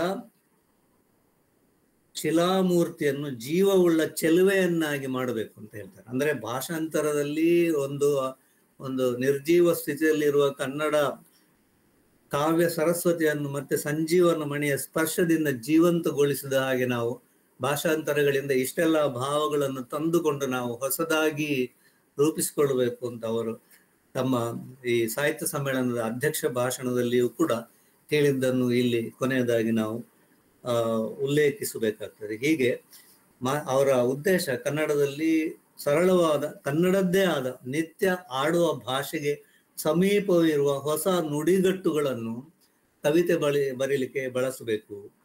ಆಮೇಲೆ ಹೊಸ ಹೊಸ ಭಾವಗಳನ್ನು ಮತ್ತು ಹೊಸ ಹೊಸ ಗ್ರಹಿಕೆಯ ನೆಲೆಗಳನ್ನು ತಂದುಕೊಡುವುದಕ್ಕೆ ಈ ಅನುವಾದ ಪ್ರೇರಣೆ ನೀಡಬೇಕು ಅನ್ನೋದು ಅವರ ಇಚ್ಛೆ ಆಗಿತ್ತು. ಮತ್ತು ಅದು ಅವರ ಈ ಇಂಗ್ಲಿಷ್ ಗೀತೆಗಳಲ್ಲಿ ಅದು ಸೂಕ್ತವಾಗಿ ಅದು ನೆರವೇರಿದೆ ಅಂತ ನಾನು ಭಾವಿಸ್ತೇನೆ. ಮತ್ತು ಕೊನೆಯದಾಗಿ ಒಂದು ಅನುವಾದದ ಪ್ರಭಾವ ಏನು ಅನ್ನೋದನ್ನು ಕೂಡ ನಾವು ಕೆಲವು ಸರ್ತಿ ನೋಡ್ಲಿಕ್ಕೆ ಸಾಧ್ಯ ಆಗ್ತದೆ, ಮತ್ತು ಕೆಲವು ಸರ್ತಿ ನಮಗೆ ಅದನ್ನು ಅಳಿಲಿಕ್ಕೆ ಯಾವ ಮಾಪನವೂ ಸಿಕ್ಕುವುದಿಲ್ಲ. ಆದರೆ ಇಲ್ಲಿ ಬಹಳ ನಮ್ಮ ಹಿಂದಿನ ದೊಡ್ಡ ಸಾಹಿತಿಗಳೆಲ್ಲ ಇದು ಬಹಳ ಒಂದು ಯುಗ ಪ್ರವರ್ತಕವಾದ ಒಂದು ಕವಿತೆಗಳ ಅನುವಾದ ಅಂತ ಹೇಳಿರುವುದರಿಂದ ನಾವು ಖಂಡಿತವಾಗಿಯೂ BM ಶ್ರೀ ಅವರ ಈ ಇಂಗ್ಲಿಷ್ ಗೀತೆಗಳು ಕನ್ನಡದಲ್ಲಿ ಒಂದು ಬಹಳ ದೊಡ್ಡ ಯುಗವನ್ನು ಸೃಷ್ಟಿಸಿದಂತಹ ಒಂದು ನವೋದಯ ಸಾಹಿತ್ಯಕ್ಕೆ ಒಂದು ದಾರಿ ತೋರಿಸಿದಂತಹ ಒಂದು ಪ್ರಯತ್ನ ಅಂತ ನಾವು ಖಂಡಿತವಾಗಿ ಹೇಳಬಹುದು. ನಾನು ಕುವೆಂಪು ಅವರು ಮತ್ತು ಬೇಂದ್ರೆ ಅವರು ತೀನಂಶ್ರೀ ಅವರು ಹೇಳಿದ 3 ಮಾತುಗಳನ್ನು ಓದಿ ನನ್ನ ಈ ಮಾತುಗಳನ್ನು ಮುಗಿಸ್ಲಿಕ್ಕೆ ಇದ್ದೇನೆ. ಕುವೆಂಪು ಅವರು ಹೀಗೆ ಹೇಳ್ತಾರೆ: ಶ್ರೀ ಅವರನ್ನು ನವಯುಗದ ಪ್ರವರ್ತಕರೆಂದರೆ ತಪ್ಪಾಗಲಾರದು. ಅವರು ಬಯಲಿಗೆ ಬಂದುದೇನೋ ಇಂಗ್ಲಿಷ್ ಗೀತೆಗಳು ಗ್ರಂಥರೂಪದಲ್ಲಿ ಹೊರಬಿದ್ದ ಮೇಲೆ, ಆದರೂ ಅವರ ಪ್ರಭಾವವು ಗುಪ್ತಗಾಮಿಯಾದ ವಾಹಿನಿಯಂತೆ ಅನೇಕ ವೃಕ್ಷಗಳಿಗೆ ನೀರೆರೆದಿದೆ ಅಂತ ಹೇಳಿದ್ದಾರೆ. ಬೇಂದ್ರೆ ಅವರು ಅವರ ಇಂಗ್ಲಿಷ್ ಗೀತೆಗಳು ಭಾಷಾಂತರಗಳಾದರೂ ಹೊಸಗನ್ನಡ ಭಾವಗೀತೆಗಳಿಗೆ ಮಾರ್ಗದರ್ಶಕವಾಗಿದೆ ಅಂತ ಹೇಳಿದ್ದಾರೆ. ತೀನಂಶ್ರೀ ಅವರು ಬಹುಮಟ್ಟಿಗೆ ಅವರ ಪ್ರಭಾವದಿಂದ ಕನ್ನಡದಲ್ಲಿ ಹೊಸ ಕವಿತೆ ಸೊಂಪಾಗಿ ಚಿಗುರಿ ಫಲಿಸಿದ್ದನ್ನು ನೆನೆದರೆ ಆಧುನಿಕ ಕರ್ನಾಟ ಕವಿಚೂತವನ ಚೈತ್ರ ಎಂದು ನಿರ್ದೇಶಿಸಬೇಕೆನ್ನಿಸುತ್ತದೆ. ಸೊ ಈ 3 ಬಹಳ ದೊಡ್ಡ ಸಾಹಿತಿಗಳು ಹೇಳಿರುವುದರಿಂದ, ಮತ್ತು ನಮಗೆ ಗೊತ್ತಿರುವ ಹಾಗೆಯೂ ಕೂಡ ಶ್ರೀ ಅವರ ಇಂಗ್ಲಿಷ್ ಗೀತೆಗಳು ಕನ್ನಡದಲ್ಲಿ ಒಂದು ಬಹಳ ದೊಡ್ಡ ಒಂದು ಬದಲಾವಣೆಯನ್ನು ತಂದು ಕೊಟ್ಟಿವೆ. ಅದಕ್ಕೆ ಈ ಕಾರಿ ಹೆಗ್ಗಡೆಯ ಮಗಳು ಅನ್ನುವುದನ್ನು ಕೇವಲ ಒಂದು ಪ್ರಾತಿನಿಧಿಕವಾಗಿ ನಾನು ಆರಿಸಿಕೊಂಡಿದ್ದೆ. ಈ ಸಂಕಲನಕ್ಕೆ ಒಂದು ಐತಿಹಾಸಿಕ ಮಹತ್ವ ಇದೆ ಅಂತ ಪ್ರೊಫೆಸರ್ SG ಸಿದ್ಧಲಿಂಗಯ್ಯನವರು ಕೂಡ ಹೇಳ್ತಾರೆ. ಅವರು ಇಂಗ್ಲಿಷ್ ಗೀತೆಗಳು ಹೊಸಗನ್ನಡ ಕವಿತೆಯ ಇತಿಹಾಸ ಅಷ್ಟೇ ಅಲ್ಲ, ಕನ್ನಡ ಕಾವ್ಯ ಪರಂಪರೆಯಲ್ಲಿಯೂ ಮಹತ್ವದ ಸ್ಥಾನ ಪಡೆದಿವೆ ಎಂದು ಅವರು ಹೇಳ್ತಾರೆ. ಸೊ ಇದು ನಾನು ಒಪ್ತೇನೆ. ಮತ್ತು ನನ್ನ ಮಾತುಗಳಲ್ಲಿ ಇದನ್ನು ಎಷ್ಟರ ಮಟ್ಟಿಗೆ ನಿಮಗೆ ದಾಟಿಸ್ಲಿಕ್ಕೆ ಆಯಿತು ಅನ್ನೋದು ನನಗೆ ಗೊತ್ತಿಲ್ಲ. ಅದನ್ನು ಭಾಳ ತಾಳ್ಮೆಯಿಂದ ಕೇಳಿಸಿಕೊಂಡ ನಿಮಗೆಲ್ರಿಗೂ ಕೂಡ ನಾನು ನನ್ನ ಕೃತಜ್ಞತೆಗಳನ್ನು ಹೇಳ್ತೇನೆ. ಮತ್ತು ಈ ನನ್ನ ಉಪನ್ಯಾಸವನ್ನು ಏರ್ಪಡಿಸಿದ ಭಂಡಾರ ಪ್ರಕಾಶನದ ಎಲ್ಲ ಮಿತ್ರರಿಗೆ ನನ್ನ ಧನ್ಯವಾದಗಳನ್ನು ಹೇಳ್ತಾ ನನ್ನ ಈ ಮಾತುಗಳನ್ನು ಮುಗಿಸ್ತೇನೆ. ಮುಂದೆ ಏನಾದರೂ ಚರ್ಚೆಯಲ್ಲಿ ಇರುವ ಪ್ರಶ್ನೆಗಳಿದ್ದರೆ ನಾವು ಚರ್ಚಿಸೋಣ. ಧನ್ಯವಾದಗಳು. Sir, thank you sir. ತುಂಬಾ ಒಳ್ಳೆಯ ಉಪನ್ಯಾಸ. BM ಶ್ರೀ ಅವರ ಕುರಿತು, ಕಾರಿ ಹೆಗ್ಗಡೆ ಮಗಳು ಕವಿತೆ ಕುರಿತು ತುಂಬಾ ಅದ್ಭುತವಾಗಿ ಮಾತಾಡಿದಿರಿ ಸರ್. ಈಗ ಚರ್ಚೆಯ ಸಮಯ. ಕೇಳುಗರಲ್ಲಿ ಒಂದು ವಿನಂತಿ, ನೀವು ಪ್ರಶ್ನೆಯನ್ನ ನೇರವಾಗಿ ಸರ್ ಅವ್ರಿಗೆ ಕೇಳಬಹುದು. ಇಲ್ಲದೆ ಹೋದ್ರೆ ಚಾಟ್ ಬಾಕ್ಸ್ ಅಲ್ಲಿ ಕೂಡ ನೀವು ಪ್ರಶ್ನೆಯನ್ನ ಬರೀಬಹುದು. ಸರ್, ಇಲ್ಲಿ ಚಾಟ್ ಬಾಕ್ಸ್ ಅಲ್ಲಿ ಒಂದು ಪ್ರಶ್ನೆ ಬಂದಿದೆ. ಬಸವರಾಜ್ ಕೊಡಗುಂಟಿ ಸರ್ ಅವರು ಒಂದು ಪ್ರಶ್ನೆ ಕೇಳಿದ್ದಾರೆ. ಸುಮ್ಮನೆ ಕುತೂಹಲಕ್ಕೆ ಈ ಕವನವನ್ನು ಈಗ ಕನ್ನಡಕ್ಕೆ ಅನುವಾದ ಮಾಡಿದರೆ ಕವನದಲ್ಲಿ ಎಂಥ ಭಿನ್ನತೆಗಳು ಬರಬಹುದು? ಅನುವಾದ ಮಾಡಿದ ಕಾಲದ ಪ್ರಭಾವದ ಕುರಿತು ಹೀಗೆ ಕೇಳಿದೆ ಅಂತ ಹೇಳಿ ಒಂದು ಪ್ರಶ್ನೆ ಕೇಳಿದ್ದಾರೆ ಸರ್. ಭಾಷಾಂತರ ಅಧ್ಯಯನದಲ್ಲಿ ಇದು ಬಹಳ ಒಂದು ಮುಖ್ಯವಾದ ಪ್ರಶ್ನೆ ಕೊಡಗುಂಟಿ ಸರ್ ಅವರು ಕೇಳಿದ್ದಾರೆ. ಯಾಕಂದ್ರೆ ಈ ಕಾಲಕ್ಕೆ ಕನ್ನಡ ಅಥವಾ ಯಾವುದೇ ಭಾಷೆಗೆ ಮತ್ತೆ ಮತ್ತೆ ಕವಿತೆಗಳು ಅನುವಾದ ಆಗುವಾಗ ಹೊಸ ಹೊಸ ರೀತಿಯಲ್ಲಿ ಅನುವಾದ ಆಗುವುದನ್ನು ನಾವು ನೋಡಿದ್ದೇವೆ. ಈಗ BM ಶ್ರೀ ಅವರ O my love is like red red rose ಅನ್ನುವುದನ್ನೇ ನನ್ನ ಪ್ರೇಮದ ತಾವರೆಯ ಹೊಸಗೆಂಪು ಎನ್ನುವ ರೀತಿಯಲ್ಲಿ BM ಶ್ರೀ ಅವರು ಅನುವಾದ ಮಾಡಿದ್ದಾರೆ. ಅಲ್ಲಿ ಅವರು ರೋಸ್ ಅನ್ನೋದನ್ನು ತಾವರೆ ಅಂತ ಅವರು ಮಾಡಿದ್ದಾರೆ. ಅದನ್ನು BR ಲಕ್ಷ್ಮಣರಾವ್ ಅವರು ಈ ಕಾಲದಲ್ಲಿ ಕೆಂಪು ಕೆಂಪು ಕೆಂಗುಲಾಬಿ ನನ್ನ ಪ್ರೇಯಸಿ ಅಂತ, ಅಲ್ಲಿ ಮೂಲದಲ್ಲಿ ಸಿಲಬಲ್ ಎಷ್ಟಿದೆ ಅಷ್ಟೇ ಕನ್ನಡದಲ್ಲಿ ಇವರು ಅಕ್ಷರ ಮಾತ್ರ ಛಂದಸ್ಸಿನಲ್ಲಿ ಇವರು ಅನುವಾದ ಮಾಡಿದ್ದಾರೆ. ಹಾಗಾಗಿ ಕಾಲ ಕಾಲಕ್ಕೆ ಹೊಸ ಹೊಸ ರೂಪಗಳಲ್ಲಿ ಅನುವಾದ ಆಗುವುದು ಯಾವುದೇ ಭಾಷೆಯಲ್ಲಿ ಅದು ಸಹಜ. ಮತ್ತು ಅನುವಾದಗಳು ಹಾಗೆ ಭಾಷೆ ಕಾಲ ಕಾಲಕ್ಕೆ ಬೇರೆ ಬೇರೆ ರೀತಿಯಲ್ಲಿ ಆಗ್ಬೇಕಾದ್ರೆ ಸಹಜ ಕೂಡ ಹೌದು. ಕೊಡಗುಂಟಿ ಸರ್ ಅವರು ಬಹಳ ಅದ್ಭುತವಾದ ಒಂದು ಆಯಾಮವನ್ನು ಈ ಭಾಷಾಂತರ ಅಧ್ಯಯನಕ್ಕೆ ಕೊಟ್ಟಿದ್ದಾರೆ ಕೂಡ. ಅವರ ಪ್ರಶ್ನೆ ಬಹಳ ಚೆನ್ನಾಗಿದೆ. ನನಗೆ ಹೊಳೆಯುವ ಹಾಗೆ ಈ ಕವಿತೆಯಲ್ಲಿ BM ಶ್ರೀ ಅವರು ತುಂಬಾ ಆಧುನಿಕ ರೀತಿಯಲ್ಲೇ ಇದನ್ನು ಅನುವಾದ ಮಾಡಿದ್ದಾರೆ. ಇದನ್ನು ಮತ್ತೆ ಬೇರೆ ರೀತಿಯಲ್ಲಿ ಅನುವಾದ ಮಾಡುವವರು ಬಹುಶಃ ಈ 7 ಸಿಲಬಲ್ಗಳನ್ನು ಇಟ್ಟುಕೊಂಡು ಬೇಕಾದ್ರೆ ಮೂಲದ ಛಂದಸ್ಸಿಗೆ, ಅಲ್ಲಿ 4 ಸಾಲುಗಳಿದೆ, ಆ ಛಂದಸ್ಸಿಗೆ ಸರಿಯಾಗಿ ಅನುವಾದ ಮಾಡಬಹುದು.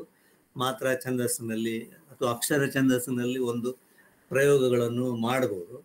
ಆಮೇಲೆ ನನಗೆ ಅನಿಸುವ ಪ್ರಕಾರ ಈಗ BM ಶ್ರೀ ಅವರು ಅವರೇ ಸ್ವತಃ ತುಂಬಾ ಉತ್ತಮವಾದ ಅಚ್ಚ ದ್ರಾವಿಡ ಮೂಲದ ಪದಗಳನ್ನು ಅವರು ಬಳಸಿದ್ದಾರೆ.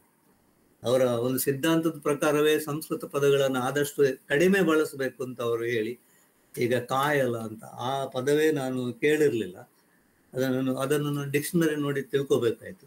ಕಾಯಲ, ಆಮೇಲೆ ತೊರೆಯ, ಈ ತರದ ಪದಗಳನ್ನು ಅವರು ಬಳಸಿದ್ದಾರೆ. ಅದನ್ನು ಮತ್ತೆ ಅವರು ಬಳಕೆಗೆ ತರಲಿಕ್ಕೆ ಪ್ರಯತ್ನ ಮಾಡಿದ್ದಾರೆ. ಆದರೆ ಮತ್ತೆ ಕನ್ನಡದಲ್ಲಿ ಆ ರೀತಿಯ ಪ್ರಯತ್ನಗಳು ಹಿಂದೆ ಬಿದ್ದಿವೆ. ಅಚ್ಚ ಕನ್ನಡದ ಪದಗಳನ್ನು ಬಳಸಿದಾಗ ಎಲ್ಲ ನಾವು ಅದನ್ನು ಎತ್ತಿಕೊಂಡು ಮತ್ತೆ ಬಳಕೆಗೆ ತರುವ ಪ್ರಯತ್ನಗಳನ್ನು ಮಾಡಿಲ್ಲ.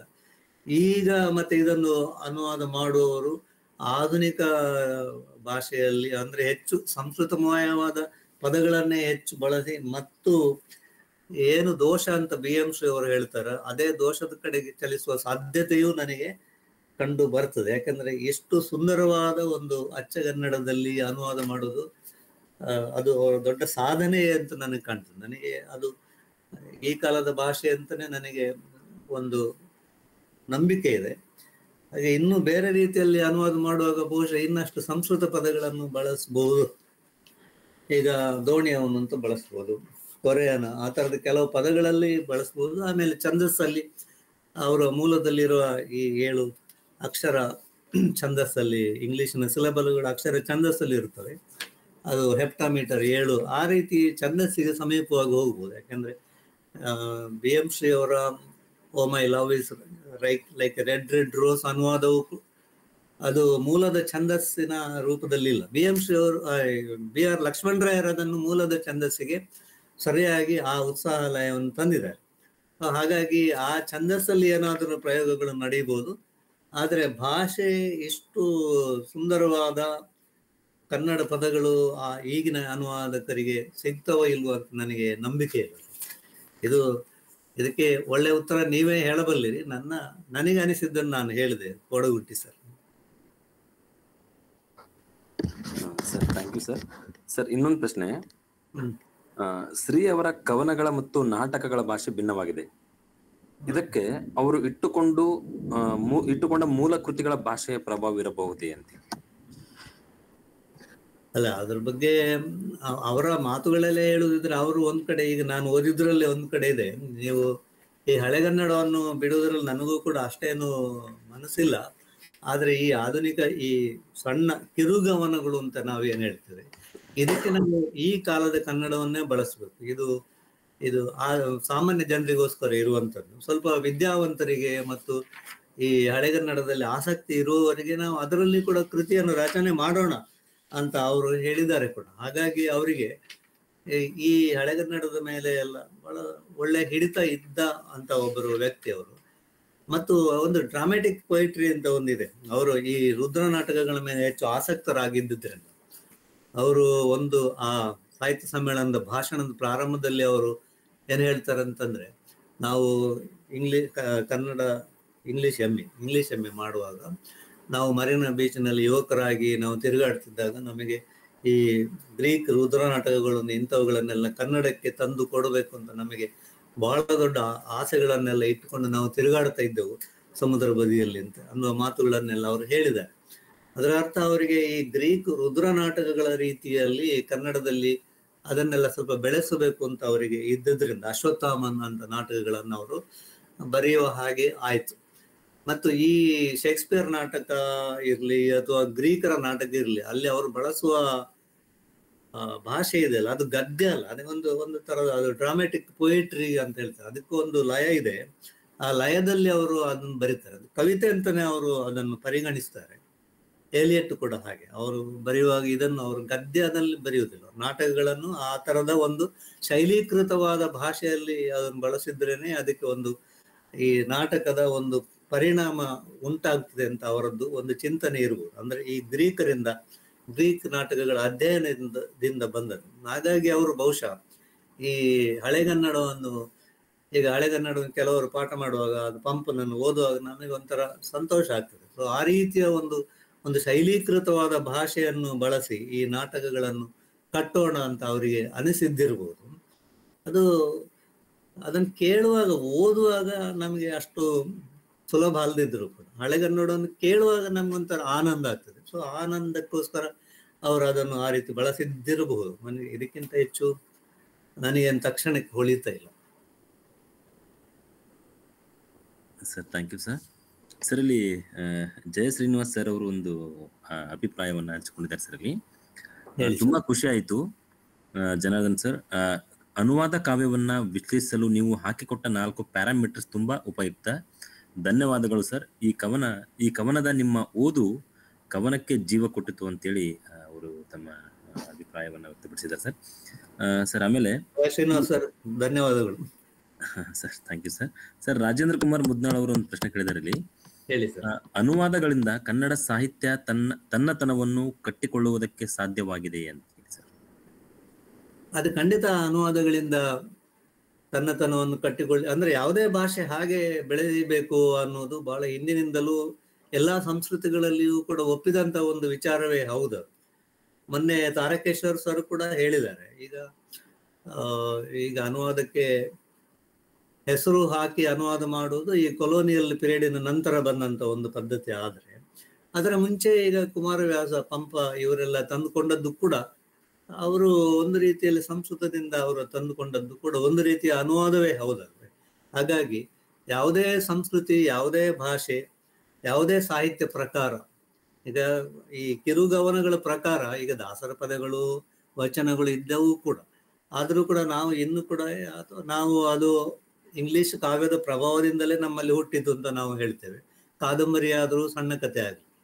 ಸೊ ಇದು ಕೇವಲ ಕೃತಿಗಳ ಭಾಷಾಂತರ ಮಾತ್ರ ಅಲ್ಲ, ಈ ಪ್ರಕಾರಗಳದ್ದು ಕೂಡ ಭಾಷಾಂತರ ಪ್ರಕ್ರಿಯೆ ಯಾವುದು ಅಂದ್ರೆ, ಈಗ ಸಣ್ಣ ಕಥೆ ಒಂದು ಕೃತಿಯನ್ನು ಅನುವಾದ ಮಾಡುವುದರ ಜೊತೆಗೆ ಸಣ್ಣ ಕಥೆ ಎನ್ನುವ ಪ್ರಕಾರ ಒಂದು ಜಾನರ್ ಇದೆಯಲ್ಲ, ಈ ಜಾನರ್ ಅನ್ನು ಅನುವಾದ ಮಾಡಿಕೊಳ್ಳುವುದು ಕೂಡ ಒಂದು ಅನುವಾದವೇ. ಹಾಗಾಗಿ ಖಂಡಿತವಾಗಿಯೂ ಅನುವಾದಗಳಿಂದ ಕನ್ನಡ ಸಾಹಿತ್ಯ ತುಂಬಾ ಪ್ರಯೋಜನವನ್ನು ಪಡೆದಿದೆ ಅನ್ನುವುದಕ್ಕೆ ನನಗೇನು ಸಂಶಯ ಇಲ್ಲ sir. Sir thank you sir. Sir ಇಲ್ಲಿ ಇನ್ನೊಬ್ರು ಡಾಕ್ಟರ್ ತುಡ್ಮೆ ದಂಡರಾಜ್ ಸರ್ ಅವರು ಒಂದು ಪ್ರಶ್ನೆ ಕೇಳಿದ್ದಾರೆ. ಸಾರಿ, ಅವರು ಜಸ್ಟ್ ಒಂದು ಎಕ್ಸ್ಪೀರಿಯನ್ಸ್ ಹೇಳಿದ್ದಾರೆ ಸರ್. ದಂಡರಾಜ್ ತುಡ್ಮೆ ಸರ್, ನಮಸ್ತೆ. ಸ್ವಲ್ಪ ಜಾಯ್ನ್ ಆಗಲು ಸ್ವಲ್ಪ ತಡವಾಯಿತು. ಒಳ್ಳೆಯ ಅವಕಾಶವನ್ನು ಕಳೆದುಕೊಂಡೆ ಅಂತ ಹೇಳಿ ಅವರು ತಮ್ಮ ಒಂದು ಅನುಭವವನ್ನು ಹೇಳಿದ್ದಾರೆ ಸರ್. ಸರ್ ಮತ್ತೆ ಯಾರಾದ್ರೂ ಇಲ್ಲಿ ನೇರವಾಗಿ ಪ್ರಶ್ನೆ ಕೇಳೋರು ಸರ್ ಅವ್ರಿಗೆ ಕೇಳಬಹುದು. ಅನ್ಮ್ಯೂಟ್ ಮಾಡಿಕೊಂಡು ಮಾತಾಡ್ಲಿಕ್ಕೆ ಅವಕಾಶ ಇರುತ್ತೆ. ಸರ್ ನಮಸ್ಕಾರ ಸರ್. ನಮಸ್ತೆ ಸರ್. ದಂಡರಾಜ್ ಸರ್ ಮಾತಾಡಿ. ಸರ್ ಹೇಗಿದ್ದೀರಿ? ನಮಸ್ತೆ. ಚೆನ್ನಾಗಿದ್ದೀನಿ, ತಾವೇ ಆಗಿದ್ದೀರಿ? ಚೆನ್ನಾಗಿದ್ದೀನಿ. ಒಂಚೂರು ಇವತ್ತು ನಾನು ಬೇರೆ ಬೇರೆ ಕಾರ್ಯಕ್ರಮದಲ್ಲಿ, ಪುಸ್ತಕ ಬಿಡುಗಡೆ ಕಾರ್ಯಕ್ರಮದಲ್ಲಿ ಇದ್ದೆ. ನಾನು ಇವಾಗ ನೋಡಿದೆ, ಅದು ಗ್ರೂಪ್ ನಲ್ಲಿ ಹೋಗಿ ಇವಾಗ ನೋಡಿದೆ. ಅದೇ ಒಂದು ಒಳ್ಳೆ ಅವಕಾಶ ಕಳ್ಕೊಂಡಿನಲ್ಲ ಕಾರ್ಯ ಗಡ್ದೇವನ್ನ. ಮುಂದೆ ನೋಡ್ಬೋದು ಸರ್, ಅವ್ರು ಯೂಟ್ಯೂಬ್ ಅಲ್ಲಿ ಹಾಕ್ತಾರಂತೆ.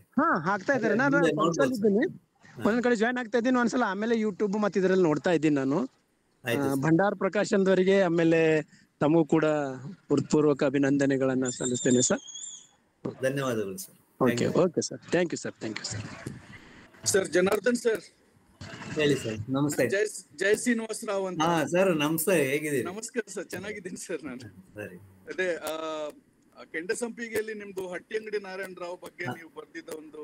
ಹೌದು ಸರ್, ನೀವು ಆಗ ಕಮೆಂಟ್ ಹಾಕಿದ್ರಿ, ನಾನು ನಿಮ್ಗೆ ಕೃತಜ್ಞತೆ ಹೇಳಿದ್ದೆ. ಹೌದು ಸರ್, ನಾನು ಒಂದ್ ಸ್ವಲ್ಪ ಇದೇ ಏರಿಯಾದಲ್ಲಿ ಕೆಲಸ ಮಾಡ್ತಾ ಇದ್ದೆ. ಹೌದು, ಗೊತ್ತು ಸರ್. ಹೈದರಾಬಾದ್ ಅಲ್ಲಿ ನೀವು ಮಾಡಿದ ಕೆಲಸ ಗೊತ್ತು ನನಗೆ. ತುಂಬಾ ಕೆಲಸ ಮಾಡಿದಿರಿ ಸರ್ ತಾವು. ಈ ಹೇಮಲತೆ ಪ್ರಭಾಕರ ಒಂದು ಕಾದಂಬರಿಯನ್ನೇ ಕನ್ನಡಕ್ಕೆ ಪರಿಚಯ ಮಾಡಿದ್ದು ನೀವೇ. ಬಹಳ ಕಷ್ಟದಿಂದ ಸಿಕ್ಕಿದ್ದಾರೆ ಸರ್. ಹೌದು sir, thank you, thank you. ತುಂಬಾ ಖುಷಿ ಆಯ್ತು ಸರ್. ಖುಷಿ ಆಯ್ತು ಇವತ್ತು ನಿಮ್ದು ಅದೇ ಓದಿ, ಎಸ್ಪೆಷಲಿ ನಿಮ್ದು ಬಿಗಿನಿಂಗ್ ಅಲ್ಲಿ ನೀವು ಹಾಕಿಕೊಟ್ಟ ಒಂದು ಚೌಕಟ್ಟಿದೆ ಅಲ್ಲ ಸರ್, ಅದು 4 ತುಂಬಾ ಅಂದ್ರೆ ಅನುವಾದ ಕವನಗಳನ್ನು ಹೇಗೆ ನಾವು ನೋಡ್ಬೇಕು, ಅದನ್ನ ನೇರವಾದ ಕವನಗಳ ತರನೇ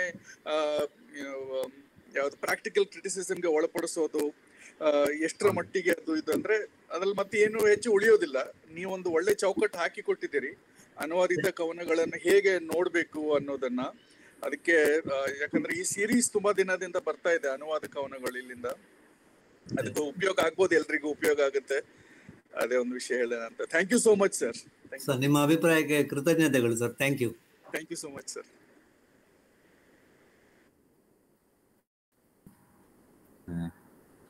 ಸರ್ ಕೇಳ್ತೀನಿ ನೋಡಿ. ಬಹಳ ಸೊಗಸಾದ ಉಪನ್ಯಾಸ, ಧನ್ಯವಾದಗಳು ಸರ್.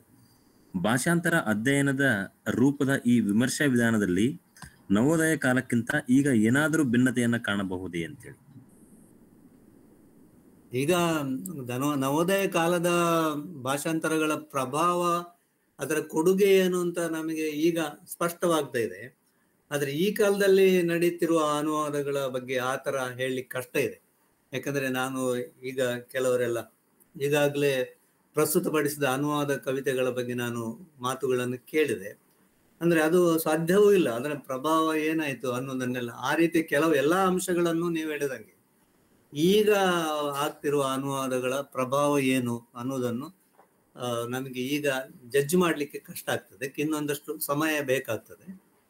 ಆದ್ರೆ ಹಿಂದಿನದ್ದೆಲ್ಲ ನಾವು ನೋಡ್ಬೋದು. ಹಾಗಾಗಿ ನವೋದಯ ಕಾಲದ್ದು ಈಗ ಒಂದಷ್ಟು 100 ವರ್ಷಗಳೇ ಕಳೆದವಲ್ಲ. ಹಾಗಾಗಿ ನಮಗೆ ಈಗ ಇದನ್ನು ಖಚಿತವಾಗಿ ಇದರ ಪ್ರಭಾವ ಏನು, ಆಮೇಲೆ ಏನು, ಅದು ಹೇಗೆ ಕನ್ನಡ ಕವಿತೆ ಅದನ್ನು ಸ್ವೀಕರಿಸಿ, ಇದೆಲ್ಲ ನಾವು ಈಗ ಹೇಳ್ಬೋದಾಗಿದೆ. ಆದ್ರೆ ಈಗ ಆಗಿರುವ ಅನುವಾದಗಳ ಪ್ರಭಾವ ಏನು ಅಂತ ಹೇಳಲಿಕ್ಕೆ ಕಷ್ಟ. ಬಟ್ ಬೇರೆಲ್ಲ ಮೂಲದ ಜೊತೆಗೆ ಒಂದು ತುಲನೆ, ಒಂದು ಕಂಪ್ಯಾರೇಟಿವ್ ಸ್ಟಡಿ, ಇದೆಲ್ಲ ಯಾವಾಗಲೂ ಮಾಡ್ಬೋದು. ಆಮೇಲೆ ಅವರ ಅನುವಾದಕರ ನಿಲುವು ಏನು ಅಂತ, ಈಗ ರೂಪಾಂತರ ಮಾಡ್ಬೋದು ಅಥವಾ ಭಾಷಾಂತರ ಮಾಡ್ಬೋದು, ಪ್ಯಾರಾಫ್ರೇಸ್ ಮಾಡ್ಬೋದು, ಮೆಟಾಫ್ರೇಸ್ ಅನುವಾದ ಮಾಡ್ಬೋದು, ಅಥವಾ ಪ್ರಭಾವದಿಂದ ಆ ಥರ ಬೇರೆ ಬೇರೆ ಅನುವಾದಗಳ ಬಗೆ ಇದೆ ಅಲ್ಲ, ಅದನ್ನೆಲ್ಲ ಅಧ್ಯಯನ ಮಾಡೋದೆಲ್ಲ ಮಾಡ್ಬೋದು. ಚಾರಿತ್ರಿಕ ಸನ್ನಿವೇಶ ಅನ್ನೋದು ನಮಗೆ ಗೊತ್ತೇ ಇದೆ. ಈಗಿನ ಕಾಲದಲ್ಲಿ ನಾವು ಅದನ್ನು ಸ್ವಲ್ಪ ಸ್ಪಷ್ಟಪಡಿಸಿಕೊಂಡು ಅನುವಾದ ಮಾಡ್ಬೋದು. ಈಗಿನ ಕಾಲದಲ್ಲಿಯೂ ಕೂಡ ಈಗಿನ ಸನ್ನಿವೇಶ ಏನು ಅಂದ್ರೆ ವರ್ತಮಾನ ಕಾಲದ ಸನ್ನಿವೇಶ ಏನು ಅಂತ ನಾವು ಅದನ್ನು ಮಾಡ್ಕೊಳ್ಬೇಕಾಗ್ತದೆ. ಚಾರಿತ್ರಿಕ ಅಂತ ಹೇಳಲಿಕ್ಕೆ ಆಗದೇ ಇರ್ಬೋದು. ಆದ್ರೆ ಒಂದು ಭಾಷಾಂತರ ಅಧ್ಯಯನ ಮಾಡುವಾಗ ಇಷ್ಟು ಇದ್ರೆ ಚೆನ್ನಾಗಿರ್ತದೆ. ಪ್ರಭಾವ ನೀವು ಹೇಳಿದಾಗೆ ಅದನ್ನು ಮಾಡೋದು ಕಷ್ಟ. ಈಗ ನಿನ್ನೆ ಮೊನ್ನೆ ಬಂದ ಅನುವಾದಗಳ ಪ್ರಭಾವ ಏನು ಅಂತ ನಾವು ಹೇಗೆ ನಾವು ಜಡ್ಜ್ ಮಾಡ್ಲಿಕ್ಕೆ ಬರುತ್ತೆ.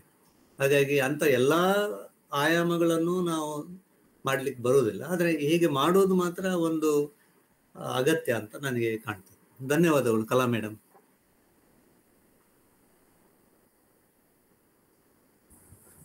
Sir thank you sir.